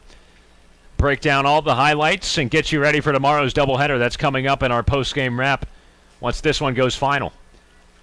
Falmouth up 6-4 on the strength of the Coot sack fly and Radcliffe's RBI triple. 2-2 breaking ball from Roz, and that closes the book on this game. Robbie Martin goes down with a strikeout looking. At least the 7th inning done. Now the umps come together. And we'll see what the official decision is. If we play on to the 8th, we'll see. Doug Isham and the third base umpire Joe LaBella talking with Coach Roberts. A couple of Kettleers have gone to the field. Falmouth looking on from their dugout to see if it's over. And let's see here. Matt Mervis walks back out to the mound. Everybody else looking on from the stands, just standing up. Let's see if we're going to play. Looks like we're going to keep on playing. All righty. Well, we've got an 8th inning on the other side of this break. Kettleers not done yet. They go down in order against Roz. A strikeout of Martin to cap off the 7th. But it's 6-4 Falmouth. On to the 8th. We're still playing at Lowell Park after this.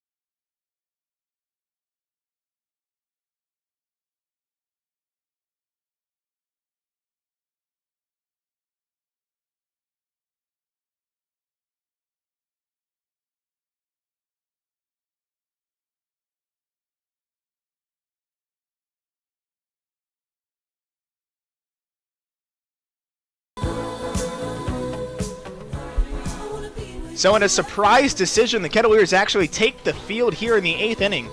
It is dark at Lowell Park that has no lights. The sun has set. And Mervis throws a first pitch breaking ball to Matt Nelson that misses up. Nelson crushed a 2-run home run out to left field in the 4th inning. That's his only hit of the ball game. He's 1 for 3. Mervis out in his 2nd inning of relief. Check swing on a fastball up. No, he did not, says Bill Julie, the first base umpire. 7:50 here locally. Daylight is dwindling on the field as a 2-0 fastball blown by him. 91 on the gun there from Mervis. Mervis came in from third base for Casey Schmidt, who left the ball game with what we're guessing is a blister. It didn't look like anything dire of Casey Schmidt. Just looked like some discomfort with his hand as the 2-1 fastball was dotted on the inside corner. 2-2 to the catcher from Florida State. That was Nelson's first home run of the summer. He came into the game struggling, just hitting over 100. Even count 2-2, the fastball misses high. Makes things full here to the 8-hitter Nelson. Was hitting just 139 before today's game. Just 2 walks to go with that as he blows a fastball by him, strike 3. 1 set down here in the 8th inning. Matt Mervis trying to work quickly on the mound to give his offense a chance in the bottom of the 8th. Kettleers are down by 2. 1 away here, top of the 8th. And now it's Steven Moretto, the third baseman. He's the 9-hitter. 0 for 2 with a walk back in the 6th inning. That was against Kyle Nicholas. First pitch to Moretto is lifted up, but that'll tail out of play and above the grandstand on the first base side. Just 2 games to go in the season after this one, both against the Commodores, a doubleheader tomorrow. It'll be a pair of 7-inning games that start at 3 p.m. The 0-1.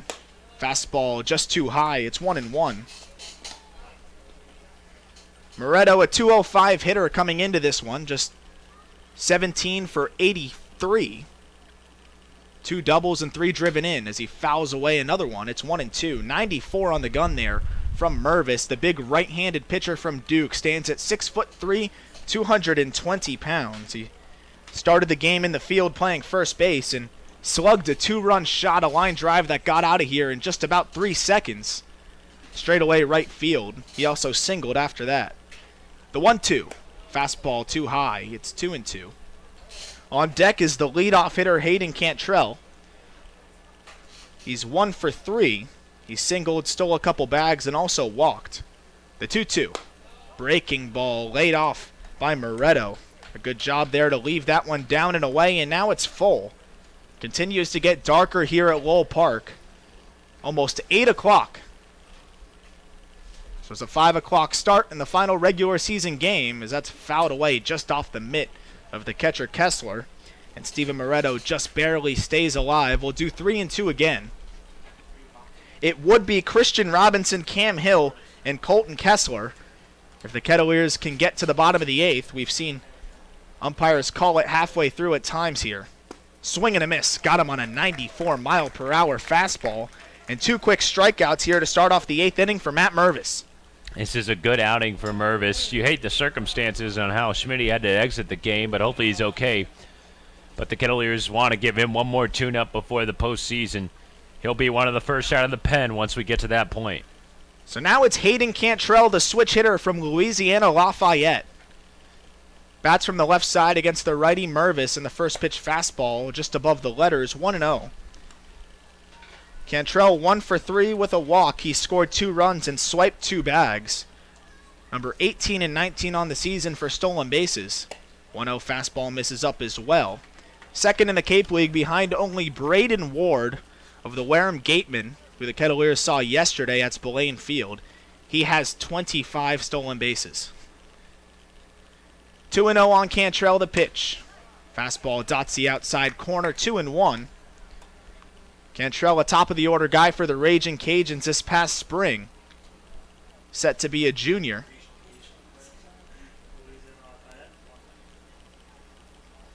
The 2-1. Fastball, strike at the knees, evened up at 2-2. Cantrell did not like it. You could tell by his body language. He twisted out of the batter's box and had a few words. Doug Isham calling balls and strikes behind the plate today. Mervis 1 strike away from sending it to the bottom of the 8th, which would likely be the last half of this ball game. 2-2, swing and a miss. Got him on a curveball. And Cantrell spikes his bat, but it looks like the Kettleers are not going to get an opportunity to hit here. Doug Isham giving the no more sign.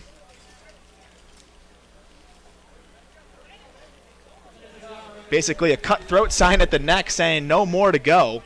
It is dark here, but you figure you got to finish the 8th inning, Sam. We've seen them cut it through halfway before. I think they will get a chance at the plate here at least, hopefully. That'd be a shame to just do a top of the 8th inning without having the home team get a chance to play. And the irony in this is with the umpires all conversing here, they're burning more daylight. And he says no go. You can see him gesture it up his head. And Coach Roberts is livid. He's right at the face of Doug Isham. And they're about 2 inches apart, face to face here. Coach Roberts is pointing towards the mound. He just said, you saw everything in that inning. There were no problems. It didn't seem like there were any issues in regards to seeing the ball. And it's dark here, but Coach Roberts is following the umpires off the field here and giving him an earful, telling Doug Isham he's scared to get back there. And Coach Roberts is not happy. And he's pissed because it's also a mistake there to have him use his pitcher another half inning, and then you have to then burn another half inning of pitching without getting an opportunity to hit. And that's a tough break for the Kettleers, who now use another inning of Matt Mervis going into the playoffs and don't get a chance to try and tie this ball game up. That effectively eliminates the Kettleers from contention in the 2 spot. They'll be solidified in the 3 spot for the season. And the doubleheader tomorrow will not have many implications, but it could be a fun one again at Falmouth. 2 games tomorrow. So the Kettleers dropped this one 6-4. It was called halfway through the 8th, and we'll have the final tie-up and all the final lines on this ball game on the other side of this break.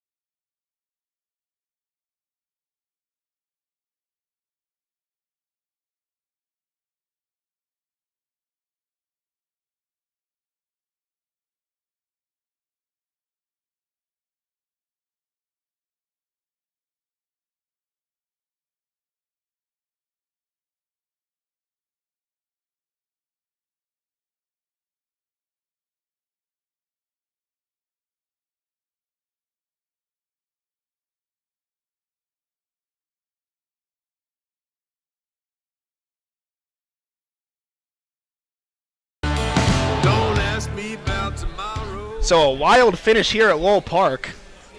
An inning in the 8th that only went halfway finished because Coach Roberts tried to get the 8th inning going. Doug Isham, the home plate umpire, actually asked Coach Roberts if they wanted to go for one more. All Matt Mervis did was work a 1-2-3 top of the 8th that maybe took all of 5 minutes, and Doug Isham decides to call the game there, which you can understand Coach Roberts' frustration because he then has to burn an inning of his pitching going into the playoffs now. There's a doubleheader tomorrow against Falmouth, and then it's playoff time here. And it was pretty much a pointless outing there for Matt Mervis to come out and throw that inning. Kettleers never get a chance to try and hit in the bottom of the 8th, and they ultimately fall 6-4.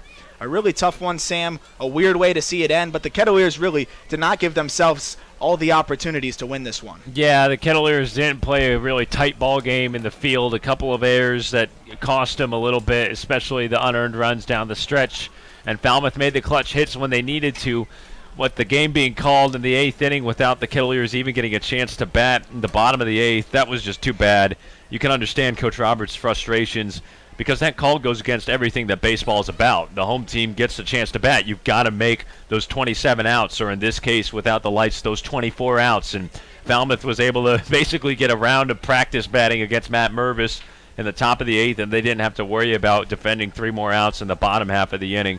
Just a terrible way to end the game, unfortunately, but you know what? It doesn't really matter too much. You already knew that the Kettleers were going to be in that position as a 3 seed heading into the postseason. We knew they were already going to play Wareham beginning today, so it's just even more clarity, and yes, a sour taste in the mouth at the end of the day, but Cotuit, you bounce back. It'll be a fun one tomorrow as a doubleheader. I'm sure we'll see position players pitch, and we're just that much closer to playoff baseball. So the Kettleers are solidified now in the 3 spot. Of course, they're clinched in the playoffs, but now the Gatemen have home field advantage. The Kettleers will have to go to Spillane Field twice unless they can win the first 2 games of the 3-game series. That'll start Friday the 2nd of August. But before then, we have a pair of games, a doubleheader against Falmouth. But now, with no seeding implications, it could be a fun one. We'll get into that in a minute after we wrap up this ball game. So the Kettleers' offense did come a little bit more alive than they were yesterday in Wareham. They had a pair of home runs, one from Matt Mervis, a 2-run shot that gave them an early lead in the first inning. That scored a Rajanu, who was hit by a pitch.